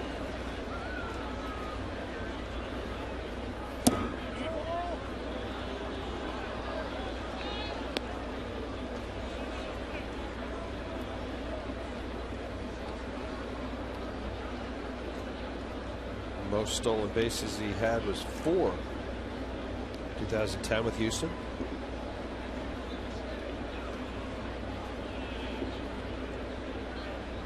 The 1-0. 2-0. He's lost his command a bit here, and Larry Rothschild will come out and speak with Nova.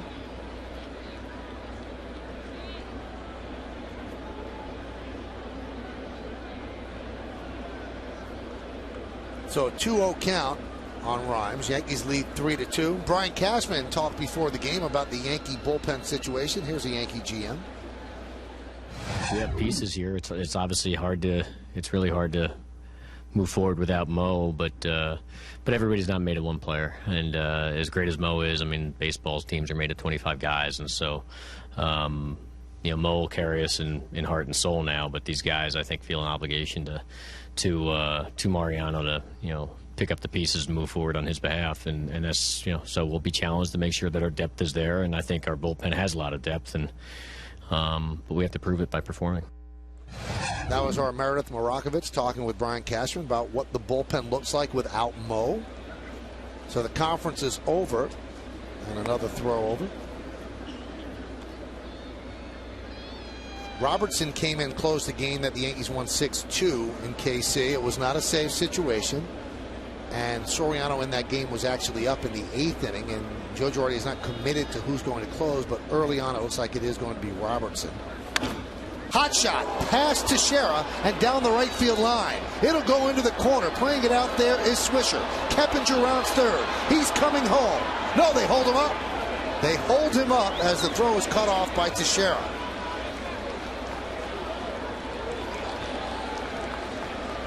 So Swisher got to the ball quickly, fired it in, and they decided to hold up Keppinger.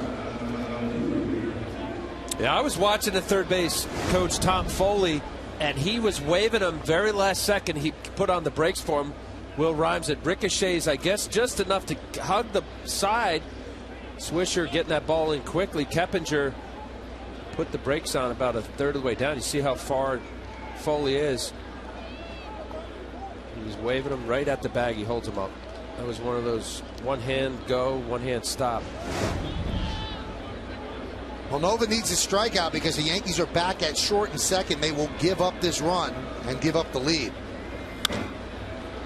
High fly ball, shallow right. Swisher will make the catch. Tagging is Keppinger, and the throw comes home, and Keppinger holds up. Good throw by Swisher.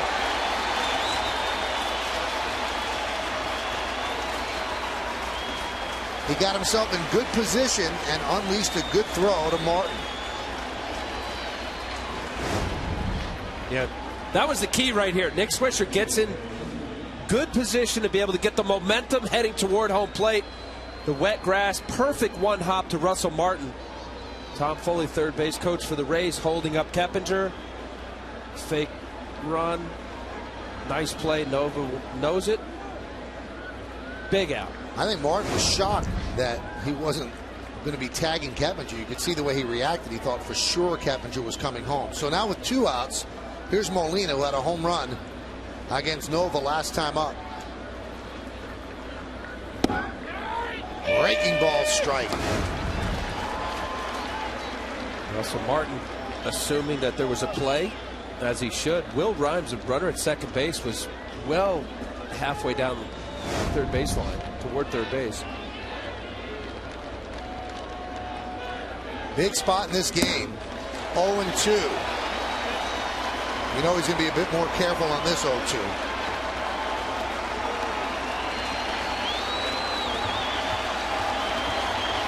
A crowd that's been held down because of the inclement weather getting loud, looking for a strikeout from Nova. The 0-2. He struck him out. And Nova, pumped up, leaves with the lead. In the 7th, the 1-run, 2 hits, and 2 men left, and a big strikeout on a breaking ball by Jose Molina. Nova is pumped up, and so are the Yankees. At the end of 6.5 innings of play, Yankees lead 3-2, but we'll keep it right here to listen to a rendition of God Bless America. Silent prayer as we remember the servicemen and women who are serving our country at home and around the globe. Thank you. Now join in Kate Smith's rendition of God Bless America.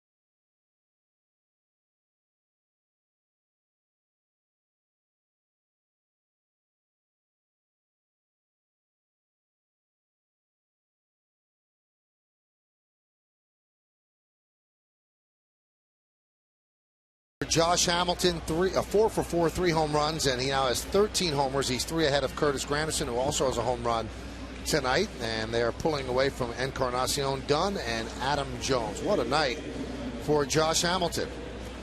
Well, Joe Madden makes the call to the bullpen. Brought to you by AT&T. So that's going to do it for James Shields. And the new pitcher is going to be Burt Badenhop. Burt Badenhop, high ERA, came over from the Florida, now Miami Marlins in a trade. You know, we've been talking a lot today about the shifts, and Badenhop said that he got into so much trouble last year about balls that went in the hole on the left side. He's a ground ball pitcher. He said it's amazing what the shifts have meant to me. So Ibanez will lead off. And it's fouled away. Has helped, obviously, because it being in Florida, they didn't do as much shifting. Yep. And he is a ground ball pitcher. Cadillac scoreboard 3-2. Big strikeout of Molina to hold the lead.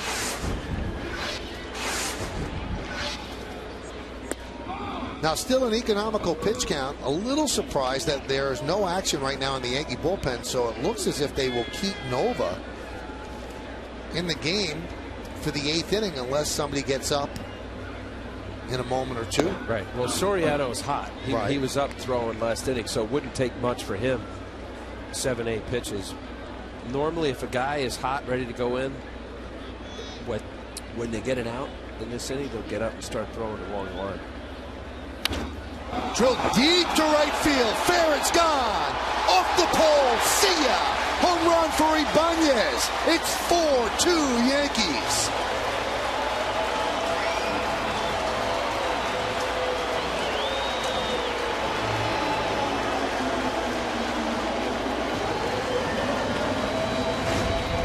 This is a missile. Fastball, looks like a little sinker up in the zone, middle of the plate. This ball is, I think the foul pole shook a little there. Upstairs would have been second deck almost. 2 home runs. That Baden hopped right off the pole. There's a strike to Martin. Beautiful, quick swing, fastball, got down to it. 5 home runs now on the season. He's way up there. 0-2. So it's his second home run of the night. He now has 16 runs batted in. Jeter likes what he sees. And Ibanez has 16 ribbies on 20 hits this year. Wow. Look at count. Count 1-2 to Martin. Huge run. Give a little breathing room. At least it's a 1-run game.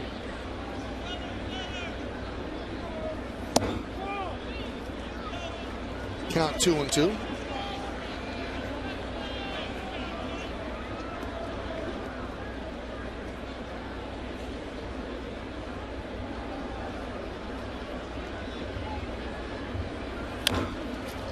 Grounded slowly to short. Rodriguez gets Martin. 1 away. Al, should we check in with Bob Lorenzen? Yeah, Bob, but let's see. Hamilton's got another home run. What do you got, Bob?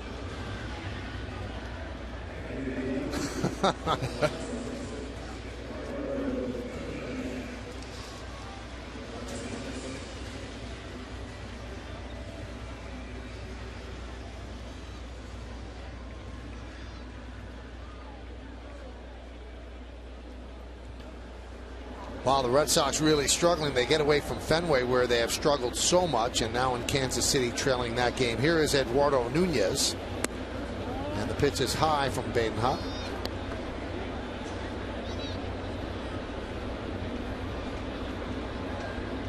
(4-2) Yankees lead. We are in the bottom of the 7th inning. 2-0.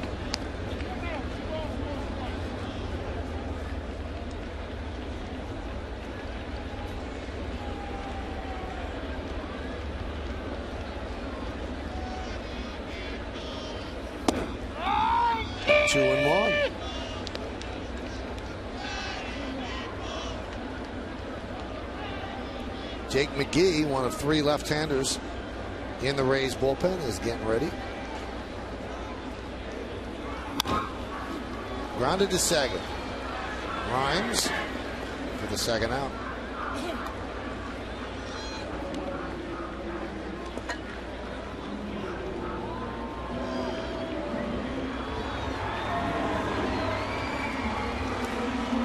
Eight of his 16 ribbies this season have come against the Rays.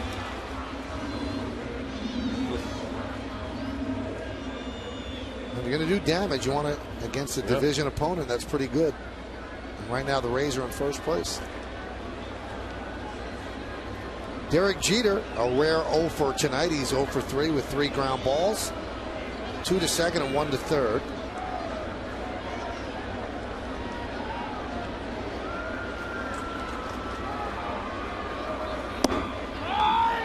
Strike.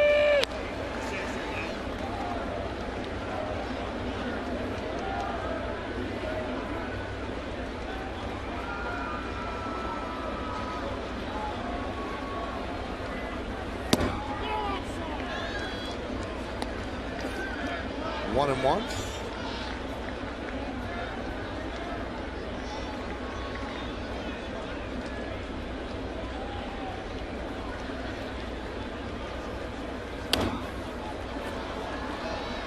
And the count 1-2.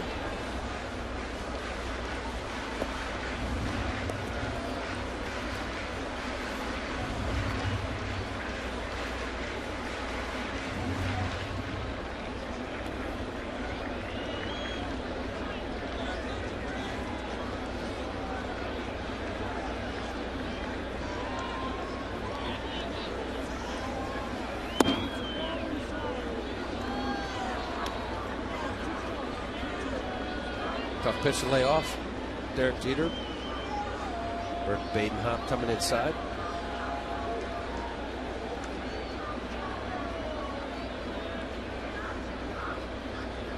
Two balls, 2 strikes. Missed outside. 3-2. Crowd of 37,086 here on a rainy Tuesday evening. The picture not yet complete. We're in the bottom of the 7th.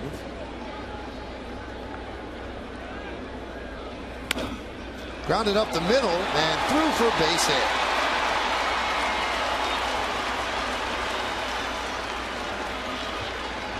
No real shift against Jeter because he doesn't always pull the ball. He takes the ball the other way a lot. Joe Madden is going to signal for his left-hander McGee to come on and face Granderson. So Badenhop gives up the home run to Ibanez, the single of Jeter. Yankees lead 4-2. You come on back.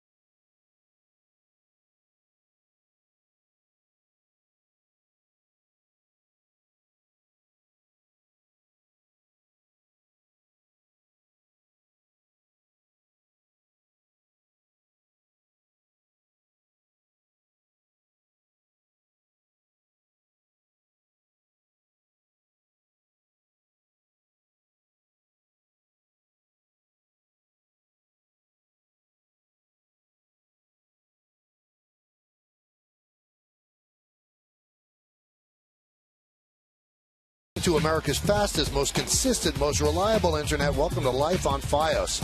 Jeff Neiman will get the start for the Rays, 2-3, 4.05. David Phelps, his second big league start, 0-1, 3.74. All of our coverage on Yes begins at 6 with the BP show. 6:30 is the pregame. Right around 7:08, we'll have the first pitch. So we hope you could make some time for us tomorrow evening. Thursday's a great matchup. It's CC Sabathia against David Price. So Jake McGee, hard-throwing left-hander, comes on to deal with Curtis Granderson. Those are the numbers on McGee. 8 2/3 innings, 12 strikeouts.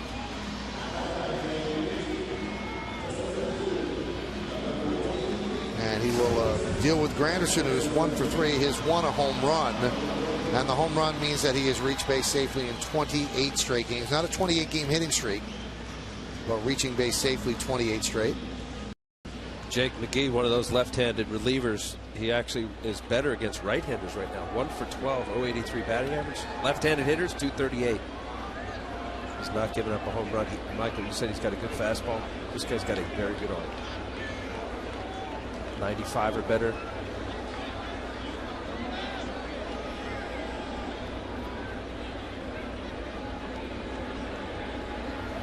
Runner goes, and the pitch is popped up.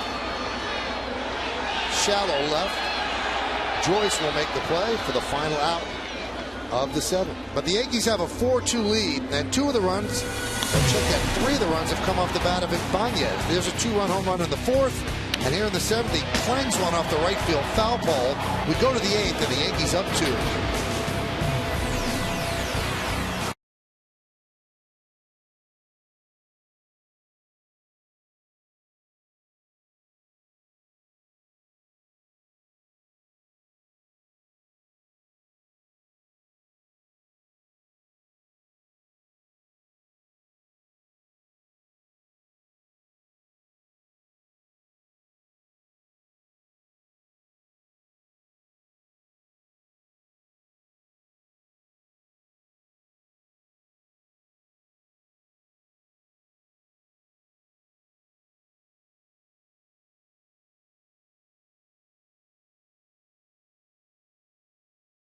Yogi Berra's birthday. The Yankees will honor the Yankees legend on his special day, and all guests in attendance will receive a Yogi Berra collectible card courtesy of Yankee Steiner Collectibles. For tickets, log on to Yankees.com, visit the stadium ticket window, Yankees clubhouse shops, or call Ticketmaster at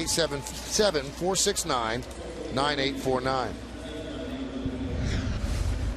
There's Yogi.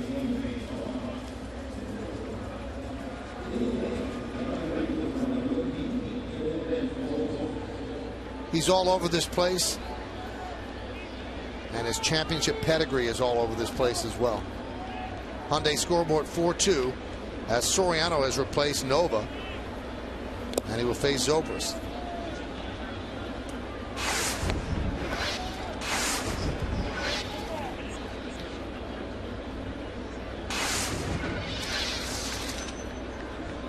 Those are the numbers on Soriano. Good numbers so far.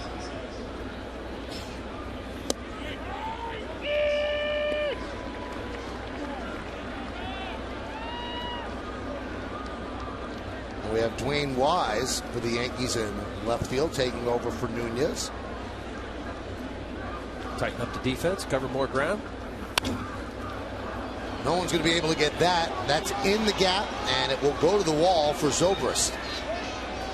Granderson gets to it. Zobrist is going for 3, and he is going to make it stand-up triple to open up the 8th. Right out of the box.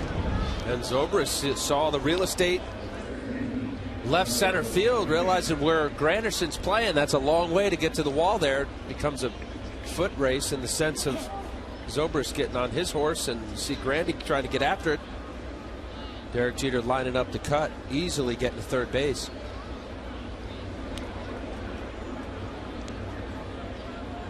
Leadoff triple.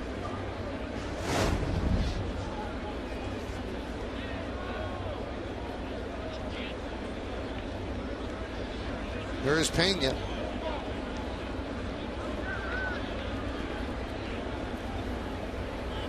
Yankees play the infield back, and there's a strike. They were up by 2.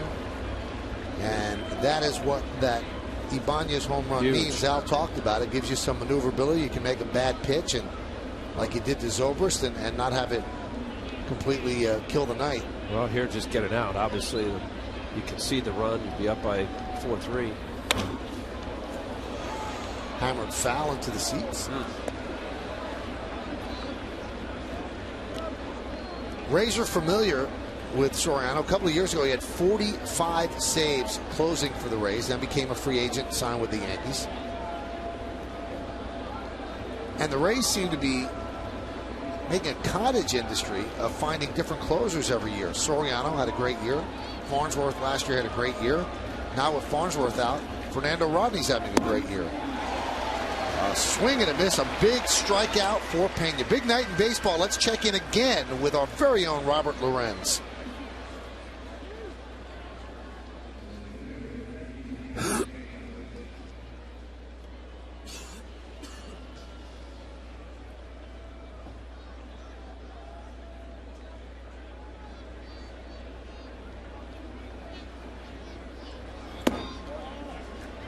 I knew it. Bob would be telling me another homer. What are they doing? Don't throw to him. It's amazing. I think after a couple home runs, you got to figure the guy's locked in.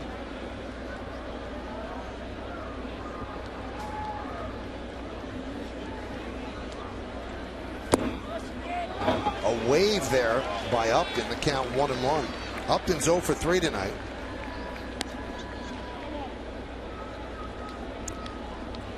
So that's in the 8th inning. So unless Texas really sends more people to the plate, I'm not sure that Hamilton will get another hack. 8 RBIs of the 10 runs scored by Texas. Wow. Strike 1-2. 18 total bases with his 5 hits. Boone Logan is up.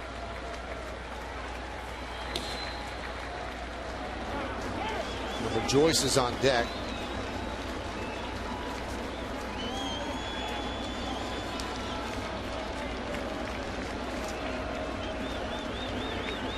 Low 1-2. Fouled away. Ooh, that elevated fastball is very effective. B.J. Upton, good fastball hitter, but preferably down. But watch where he wants this ball. And then that is a mistake right there down the middle. B.J. Upton knew he missed it. Well, so Martin won that ball higher than high, letter high, neck high. 1-2. 2-2.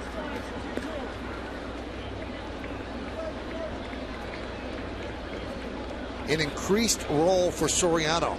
More high voltage innings with Mariano missing the rest of the season.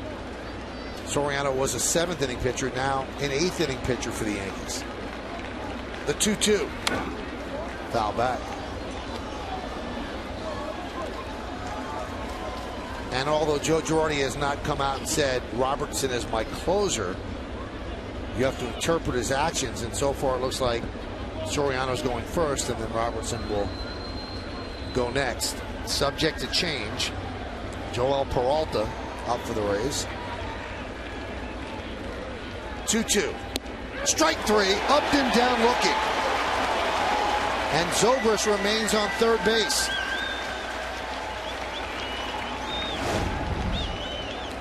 This looks like a slider that was thrown as hard as he could, and B.J. Upton could not pull the trigger. That ball was right down the middle. Watch where Russell Martin sets up. That ball backs up. Well, it actually hit the corner. I thought that was more middle of the plate. Height of it, about belt high. He knew it. Couldn't pull the trigger. Here's Matt Joyce. So runner on third, nobody out. Can Soriano get out of trouble? 1-0.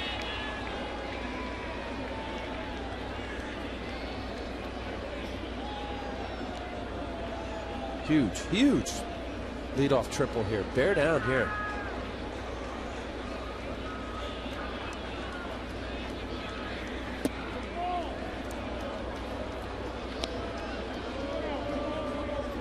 Good fastball hitter. Matt Joyce is. You are at a fastball count. I would give whatever you think your out pitch is against the guy who's a good fastball hitter. Backdoor slider right here.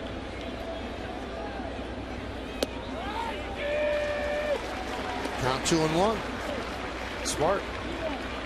Know the situation. You know the strength and weakness of a hitter.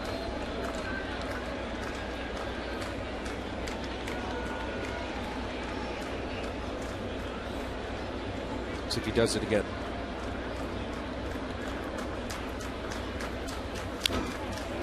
Now 2-2, 1 strike away from getting out of trouble. Well, based on those last two, Matt Joyce, good fastball hitter, as I say. Backdoor slider, got a called strike, and that would look similar pitch, didn't have the same break to it. This is going to be away somewhere. I guess is he going to try to do that backdoor slider again, but he's got to be down.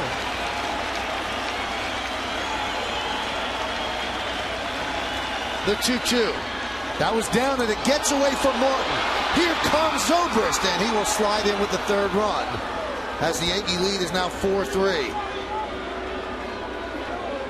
So a wild pitch allows Zobrist to score. The two previous pitches, Russell Martin set up away. You got the short porch here in right field. He wanted this slider down and in. The danger of down and in to a left-handed hitter is if you miss, that's the nitro zone. So you see what Soriano did. You saw the glove that was patted on the ground, tapped on the ground. Russell Martin was saying, hey, make sure you get it down. He threw a 58-footer lawn dart. Tough pitch for Russell Martin to handle.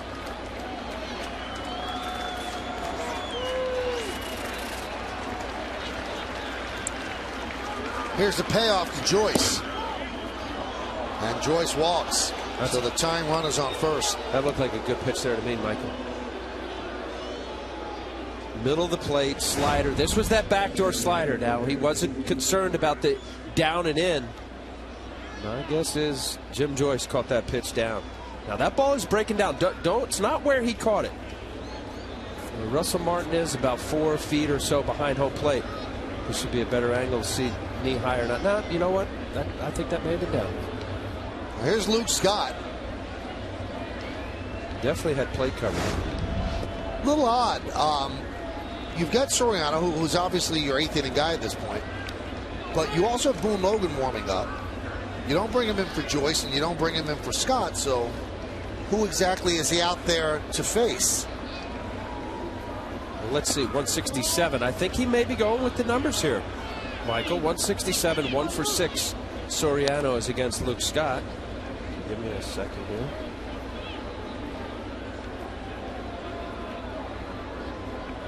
Oh for 5. That's all well and good. Then why is he warming up? No, I hear you. I'm just trying to see what the rhyme and reason is.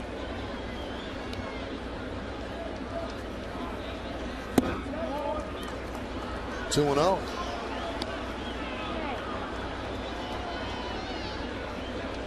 Gut, hunch. Maybe he's my 8th inning guy, and I would agree with keeping in Soriano, but I don't understand why the guy's warming up. I mean, what would be the scenario where you bring him in if these two lefties that could hit the ball out of the park, you don't bring him in for those guys? 3-0. So 1 pitch away from moving the tying run to scoring position. He's swinging here. He gets a cookie right here. He's coming out of his shoes.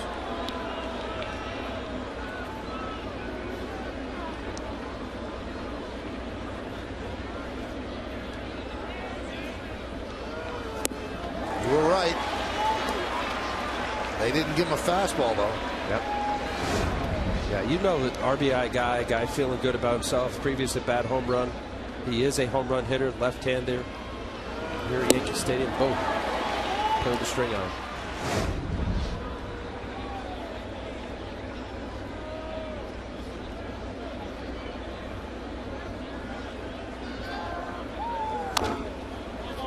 Grounded foul.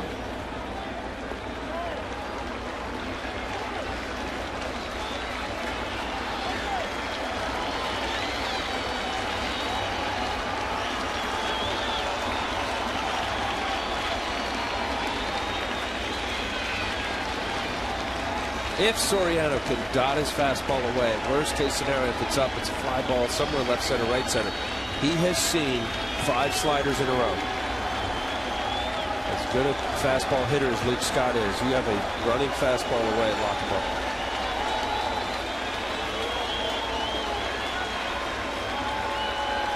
Fastball in. Runner goes. Broken bat. A fly ball to right field, but that makes the seats. They'll do it again. That is in the kitchen. Sawed off. Look at that. Right down to the handle.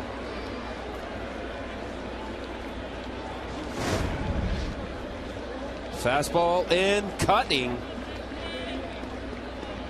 Now going into the stands. Look at that. Piece of firewood.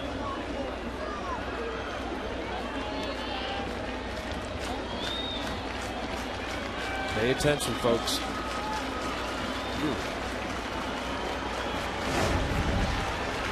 So the runner will go again. We're in the 8th inning. Yankees lead 4-3. Joyce is on first with 2 outs. He'll be going. And the payoff. He struck him out. A big strikeout for Soriano to hold the lead. But the Rays creep closer. 1 run, 1 hit, no errors, and 1 man left. Coming up in the bottom of the 8th. 3-4-5 for the Yankees, starting with A-Rod.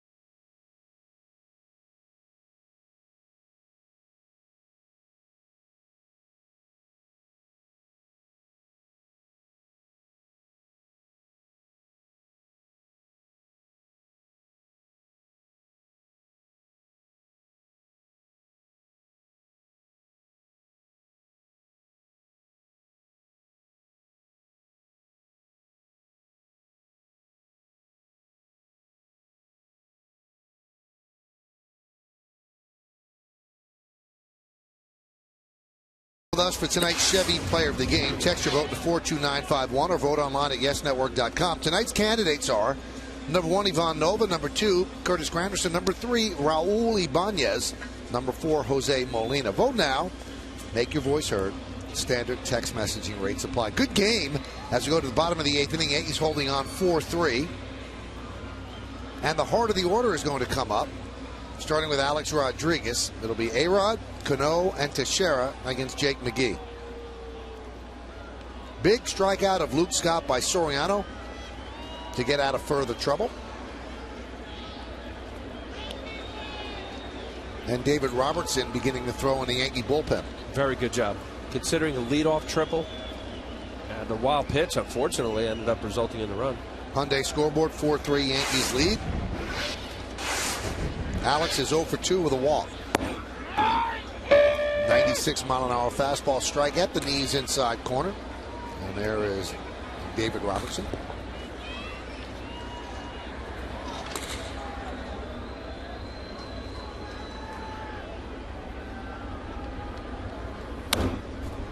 Late on that one. Right in on the hands, 0-2. So smooth. Looking at some of the young pitchers that have come not only through the Rays organization but across baseball. Jake McGee right here looks so effortless. 96. Looks like he's just playing catch. Dial it up.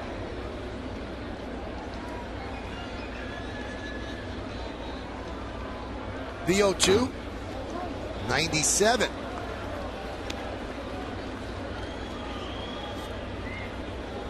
I mean, you've been covering baseball for a long time. I've known you for, what, 25 years? Yep. Do you see more non-marquee name pitchers that 95 to 100? A lot of guys in the bullpen. Bullpen. More so than starters. True. But, I mean, special arms at 97, 98, it would have been talked about often back 20 years ago. I mean, we both watched the KC series. They just keep bringing out guys that throw 97, 98 out of the bullpen. somewhere in the world with developing arms, it's just getting better and better.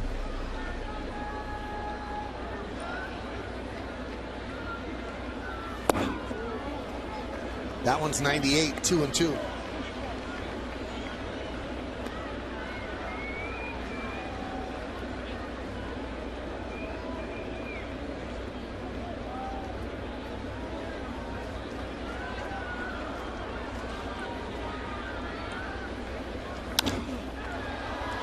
Foul the other way.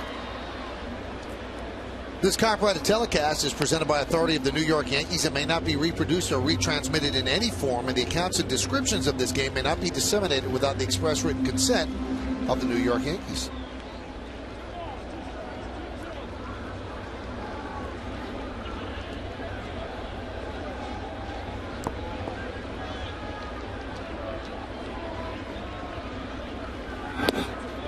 Worked it to 3-2.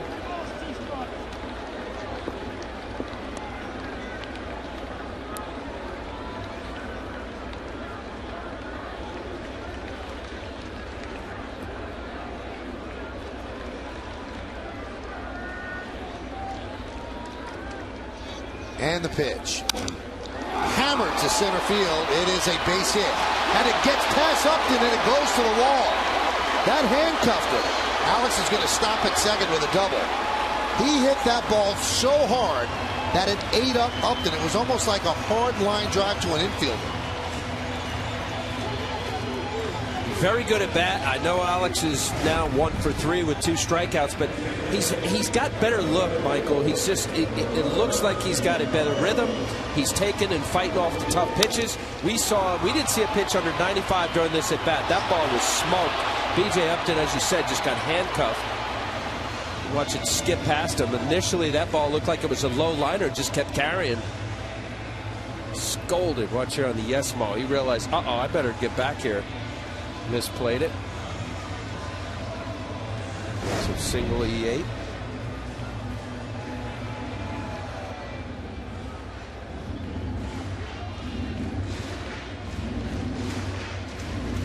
So an error on Upton, but a single is out mentioned. First error of the game by either team. Here's Cano. That run out at second is very, very important.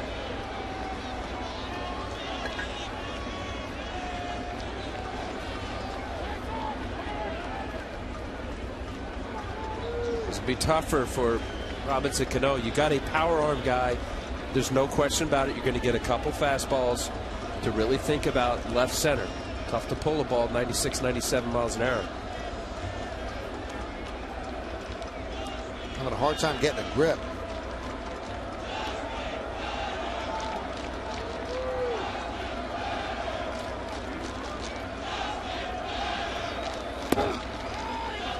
Pours a fastball in there, 0-1.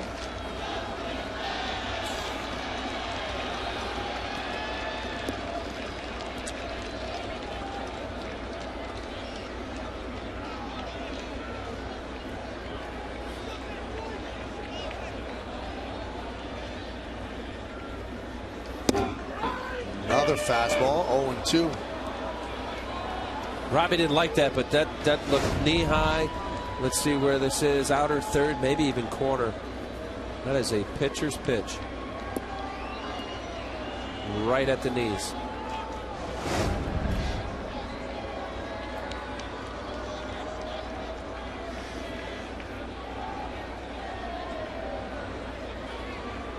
The 0-2. He struck him out. Just overpowered a great hitter. One away. And that's going to do it for McGee, as Joe Madden will signal for the right-hander. So he wants to turn Teixeira around to the short porch, batting from the left side. Runner at second, Yankees up by 1. Stay right here.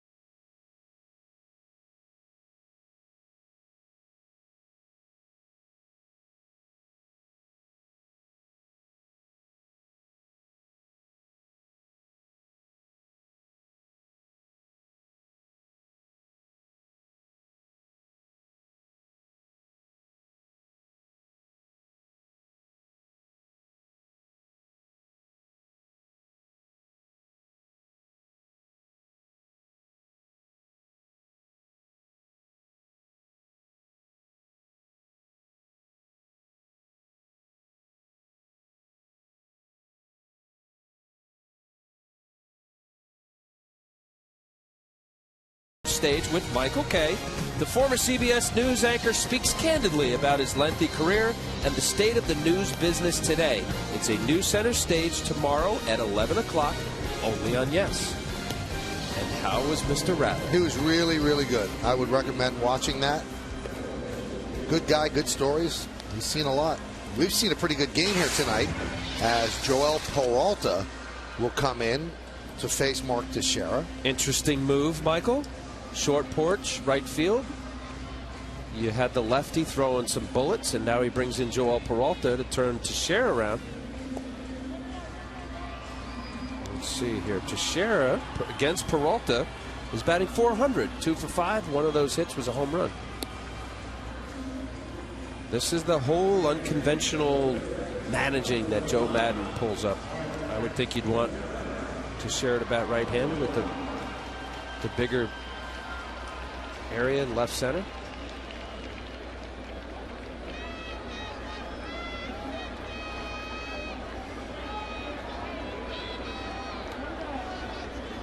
Let's see, lefty-righty splits this year, Michael. Teixeira is .243 against left-handers, .211 versus right-handers. I don't think that's it.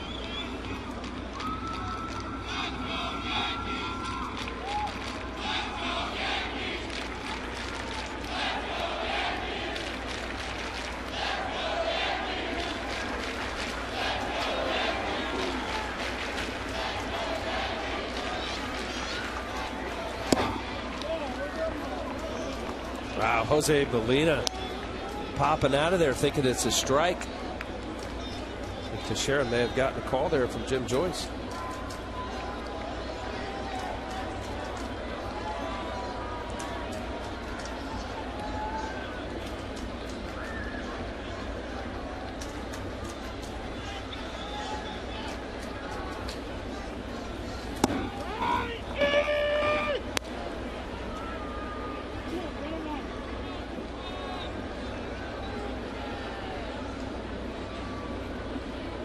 Pitching backwards. Fastball down the middle. Took it. 1-0. Gets a curveball.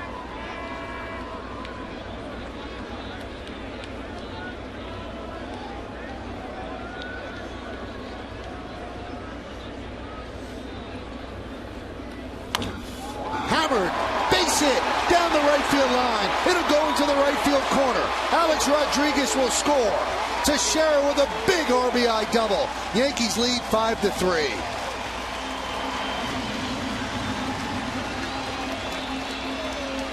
Well, I'll be interested to hear Joe Madden about his move there with McGee pitching. It now brings in Peralta. That's a curveball. Similar pitch. The previous pitch was the same location.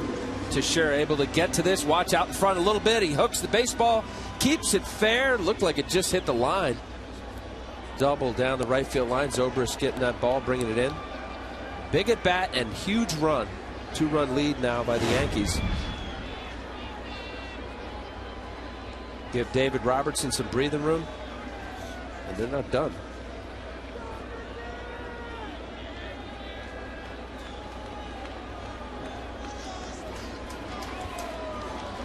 So runner at second, Yankees up by 2, and here is Swisher.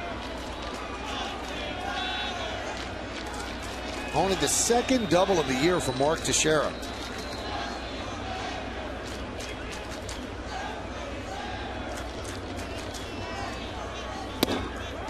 And a strike.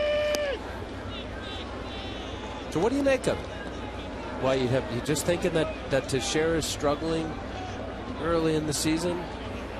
I don't think he thinks that Teixeira can go the other way. So his shift is more effective when he's batting from the left side. And I think he wanted to shift 3 infielders on the right side. Okay, but a hanging curveball here at Yankee Stadium, 3-14, got a home run. I agree with you, but you asked me why I think he did it. I think that's why he did it. The 0-1. I think he thinks the shift is more effective against Mark batting left-handed than it would be batting right.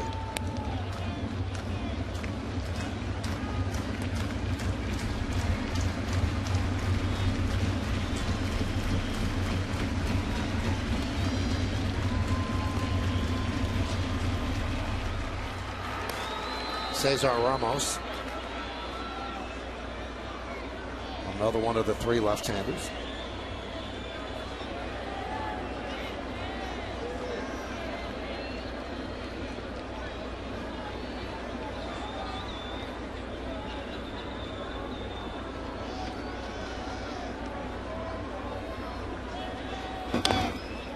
We mentioned this in the 3-game set that started the season, Al, and I have unbelievable respect for Joe Madden. What he's done in Tampa Bay, it's off the charts. I wonder if he could be as much of a mad scientist in a big market where he has a big payroll. Here it's the little engine that could. I'm trying everything to squeeze the most out of a small payroll, and it's in Tampa St. Pete. Could he do that with the Red Sox? Could he do that in California? Could he do that with the Yankees? I'm not sure. Because when it doesn't work, I don't know if he has his feet held to the fire in Tampa Bay as he would in a big market. Just a guess. True. But part of your comment was, if it works. If it works and you're winning, it doesn't matter. And if you could see what he's done for that franchise, before Joe Madden, a 401 winning percentage, and now it's 513. So 518 wins from 98 to 05, and from 06 to now 514. He's done an unbelievable job. Has him in the playoffs 4 out of the last 5 years. World Series. Yep, not too bad.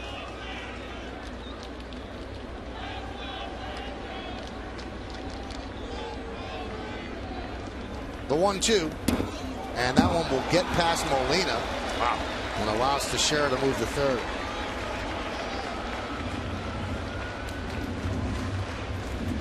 Well, that was, there's wild pitches. That ball was 56 feet. I think it was some changeup that was supposed to go down the way. Let's see how. Yeah, that ball hit almost on the grass. Molina just trying to protect himself. Joel Peralta has done a very nice job. Doesn't have an overpowering fastball. Very good changeup. 2 types of breaking balls. Saw what Teixeira did with one of them. Infield is in. 3 infielders on the right side. The whole left side is open.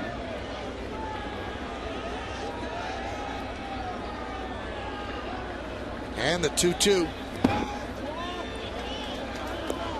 3-2. How tempting must it be? Or to be able to just like a cricket player, just like boop, you got an RBI. Not only should it be tempting, it should be something that's tried. It doesn't seem like anybody tries to do it. Just a little, I mean, it doesn't have to be it, right? Just a little roller. It must be harder than we think it is. Yep. Because there's an RBI right there for you. An easy, soft ground ball. Well, and along that line, Peralta, the pitcher now, is pitching accordingly. Not that you'll go away from your strength as a pitcher, but he's mindful of, in this area here, a little higher, be tougher to go the other way.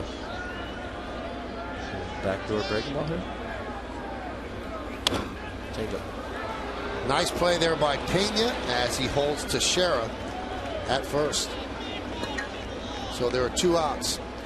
Well, following the last out, catch the WB Mason postgame. Bob Lorenz and Jack Curry have complete analysis of tonight's matchup, including highlights from around baseball, plus Meredith Marakovitz gets the players' reactions from the clubhouse, and you also hear Joe Girardi's managers report. It's the WB Mason postgame, and it's only on Yes. And you'll also get to see Josh Hamilton's 4 home runs. I'm sure Bob will show you each and every one. Infield backs up, and here is Ibanez, who has 2 home runs already tonight. 2-run shot and a solo shot. Yankees up 5-3.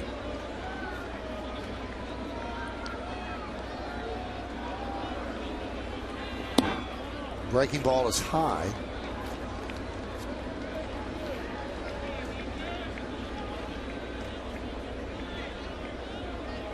And on right here, it's all Mr. Hamilton's night.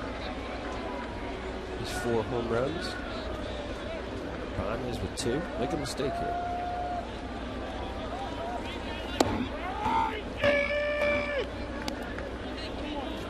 Jim Joyce, the voice, here in the 9th inning, or in the bottom of the 8th, still in fine form.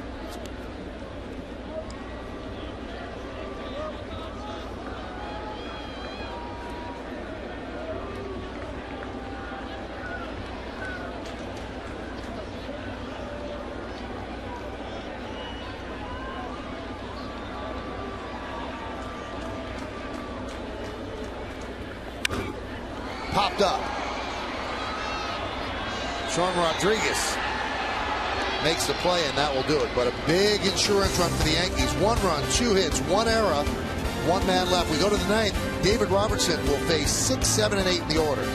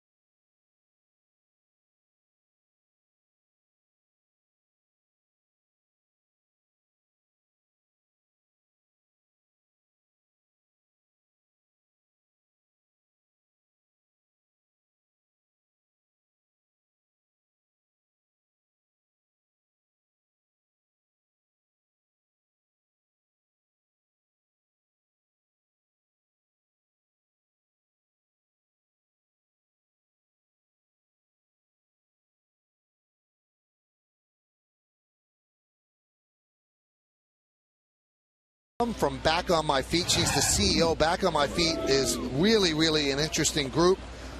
They help the homeless through a regimented running program, and then AT&T and Accenture and Marriott are very involved, and they hire the homeless after the program. So Ann with the first pitch, and now the Yankees are hoping that David Robertson throws the final pitch in this game as he tries to close this out. This is his first save opportunity since Mariano Rivera went down shagging fly balls before the game in Kansas City on Thursday. Was that, wait, no, that was Thursday, yes. And David Robertson has been perfect this year. 21 strikeouts in 12 innings. So this will be his first save opportunity. He did pitch in KC. The Yankees had a 6-2 lead. You have to have a 3-run lead at least going into the 9th inning to have a save opportunity or have the tying runs on base or on deck when you come in. So this is a save opportunity as the Yankees are up 5-3 as we go to the 9th inning. Great that he's got a little wiggle room. That was a big run, Michael. David Robertson now, obviously with Mariano out, it looks like he's going to be the 9th inning guy, at least for now. And why not? He hasn't allowed to run his last 25 and a third regular season innings. Last year. Talk about domination. Different mindset to close games. The 3 outs in the 9th inning are completely different than the 3 outs in the 8th. I was talking to Joe Torre the day after Mariano got hurt, and he said, for those that think you can close with anybody, he said that's just not the case. He said Mariano had a special mindset, and it takes that special mindset to be able to get those final 3 outs. They're different outs than any other outs. And there's one of those outs that he needs to get. Keppinger grounds out the second one away.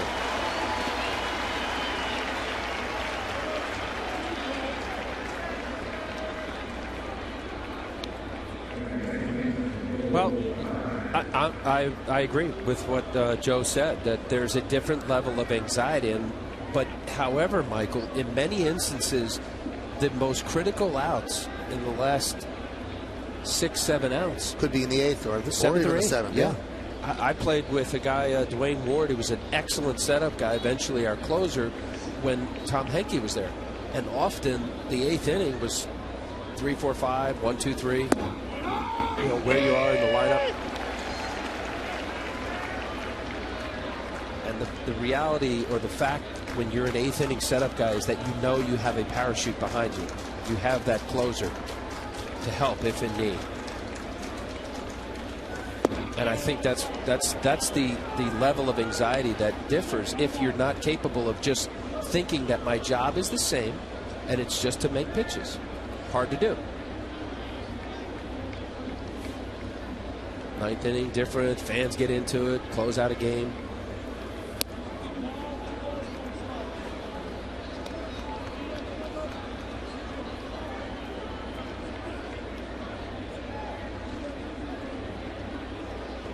Now, often I say that pitchers, it's not easy. It's not. I did it for a few years. It's difficult to consistently make pitches. Pitchers aren't robots, but if there's one pitcher that I thought was the most robotic, it was Mariano. Same delivery, never showed any emotion, made his pitches.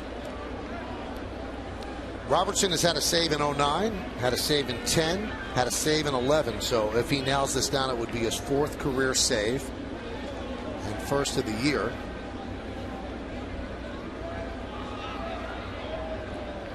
The 3-1.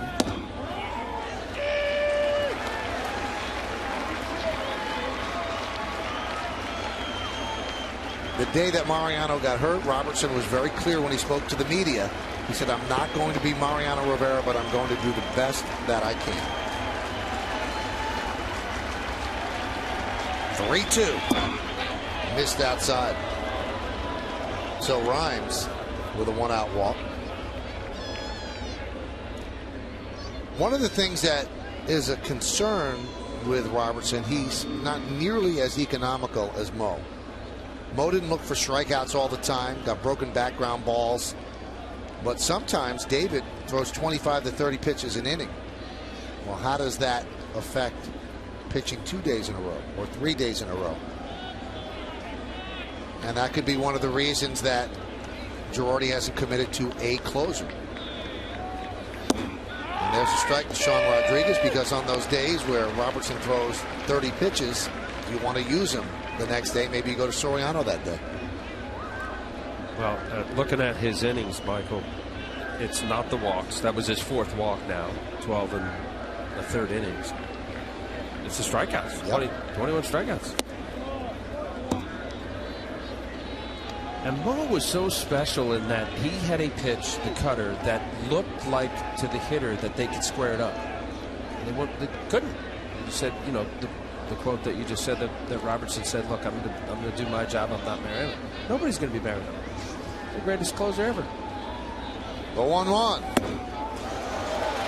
1-2. I spoke to Mariano before the team went to Kansas City, and he said that he thought that Robertson could be the closer after him. He said he's got the mindset, he's got the stuff. He said, I like the way he goes about things. So that's a pretty good endorsement. But that was obviously Mo thinking he was at least going to be pitching this year and not turning it over to Robertson this soon. There's a base hit to left field, so Rodriguez is the tying run. He's on first base as Wise gets the ball in.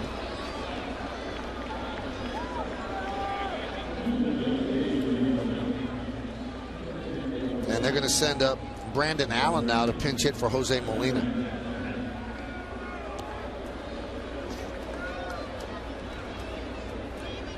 Brandon Allen, power. Boy, he possessed a lot of power. That one hit was a home run. First game. Oh, this long bomb off of Bartolo Colon. Wow, that was third deck. That was in the upper deck. Follies with the A's. Stay away from that pitch.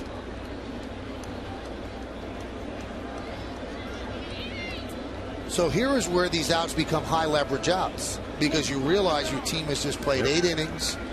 They're right there for a win, and if you don't do your job, a lot of it gets washed away. So it becomes a lot more pressure packed. And as Al mentioned earlier, in the 8th inning, you know you've got Mo as a safety net in the 9th.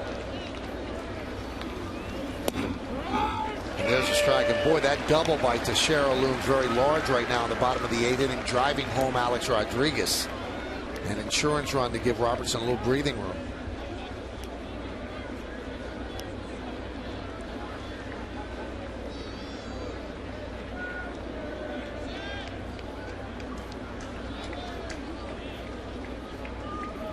The 0-1.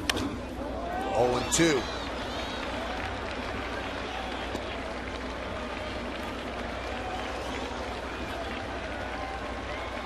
Be smart here. 0-2. You have an opportunity, 2 pitches for your put-away pitch. The danger zone for Brandon Allen. Something mediocre velocity down and in. Stay away hard. Make him use the big part of the outfield.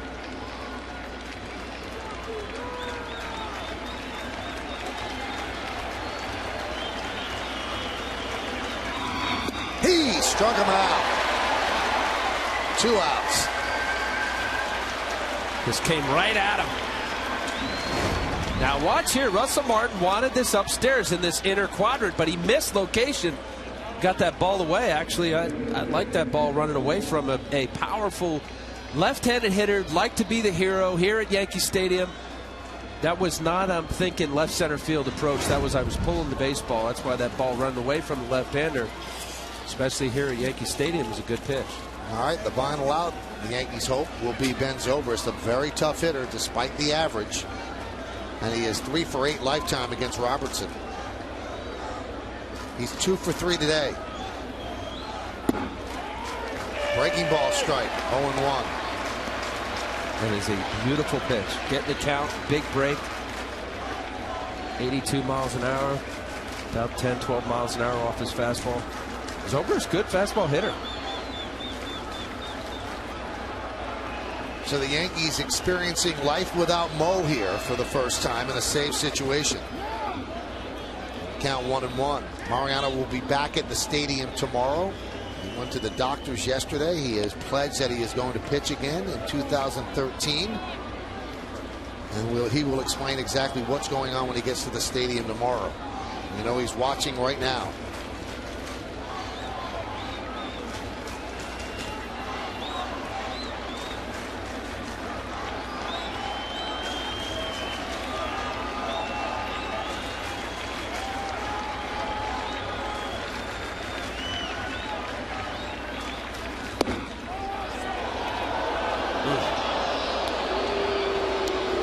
Except for a couple of quick trips to the DL, and you'll see how that missed. Mariano has been the only closer the Yankees have known since 1997. So this is new territory by a Yankee manager, either Joe Torre or Joe Girardi. The 2-1. 3-1. And the dangerous Carlos Pena is on deck.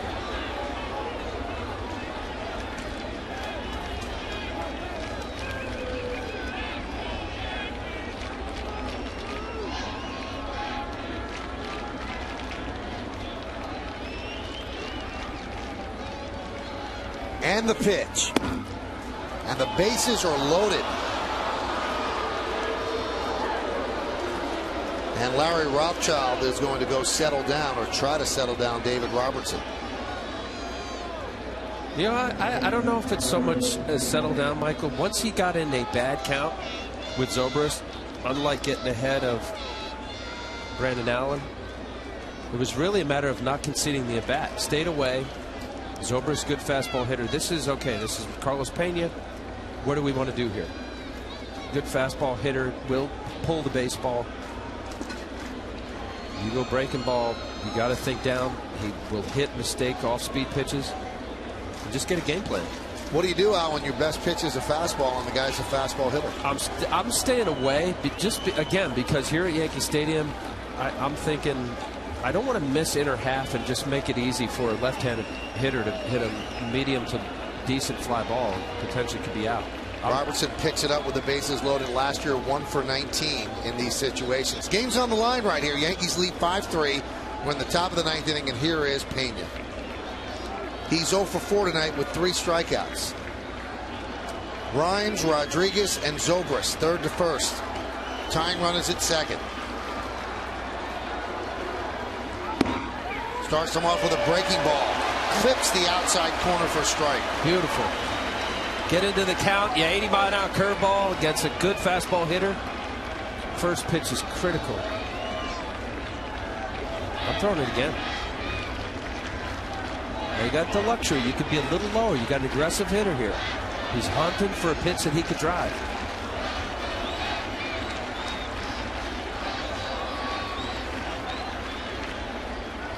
The 0-1. Fastball strike, 0-2. Beautiful. That is a dotted outside corner black fastball. He can go anywhere here now. Elevate higher than high. Watch this. That's belt high outside corner. Pena didn't think so.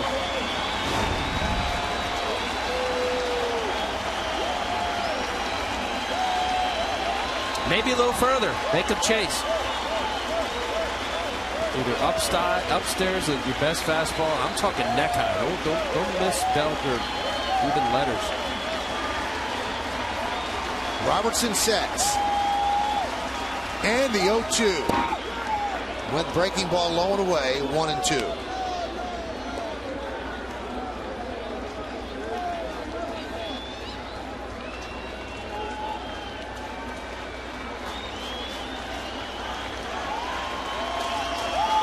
Bases loaded with Rays. First game of a 3-game set.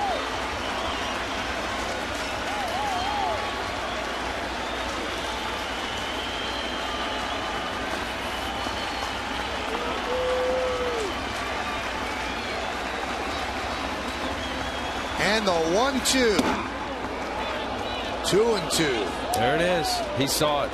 Curveball, high fastball. Will he come back with the breaking ball? Watch here. This is a tough pitch to lay off for a guy that is a fastball hitter. Likes it. He was able to see it. Check this swing. Pena is susceptible to strikeouts. He's historically been a high strikeout guy. Last year with the Cubs, 161 strikeouts. His career high was 166 in 2008 with the Rays. 2 balls, 2 strikes, 2 outs, 2-run lead. Bases loaded. Strike 3. Ball game over. Yankees win 5-3, and that's the first save AM after Mo. And the Yankees hope there are many more to come for David Robertson. So his first inning in the Crucible, he flirts with danger, but he gets it done. Well, he did, Michael, and you said about the high pitch count. That's something that he and Larry Rothschild, Joe Girardi, everybody involved, but he got the job done. And Joe Girardi gets his 400th win as Yankees manager. Stick around for the postgame show to find out who's tonight's Chevy Player of the Game. So Robertson's heart had to be beating just a little bit harder, especially as he was about to deliver this pitch. Oh, so much on the line. Oh, outside corner, rung him up. Pena wanted to know where it was. Nice little cordial conversation. Let's see the reaction. Not too much. More of a sigh of relief, like, all right.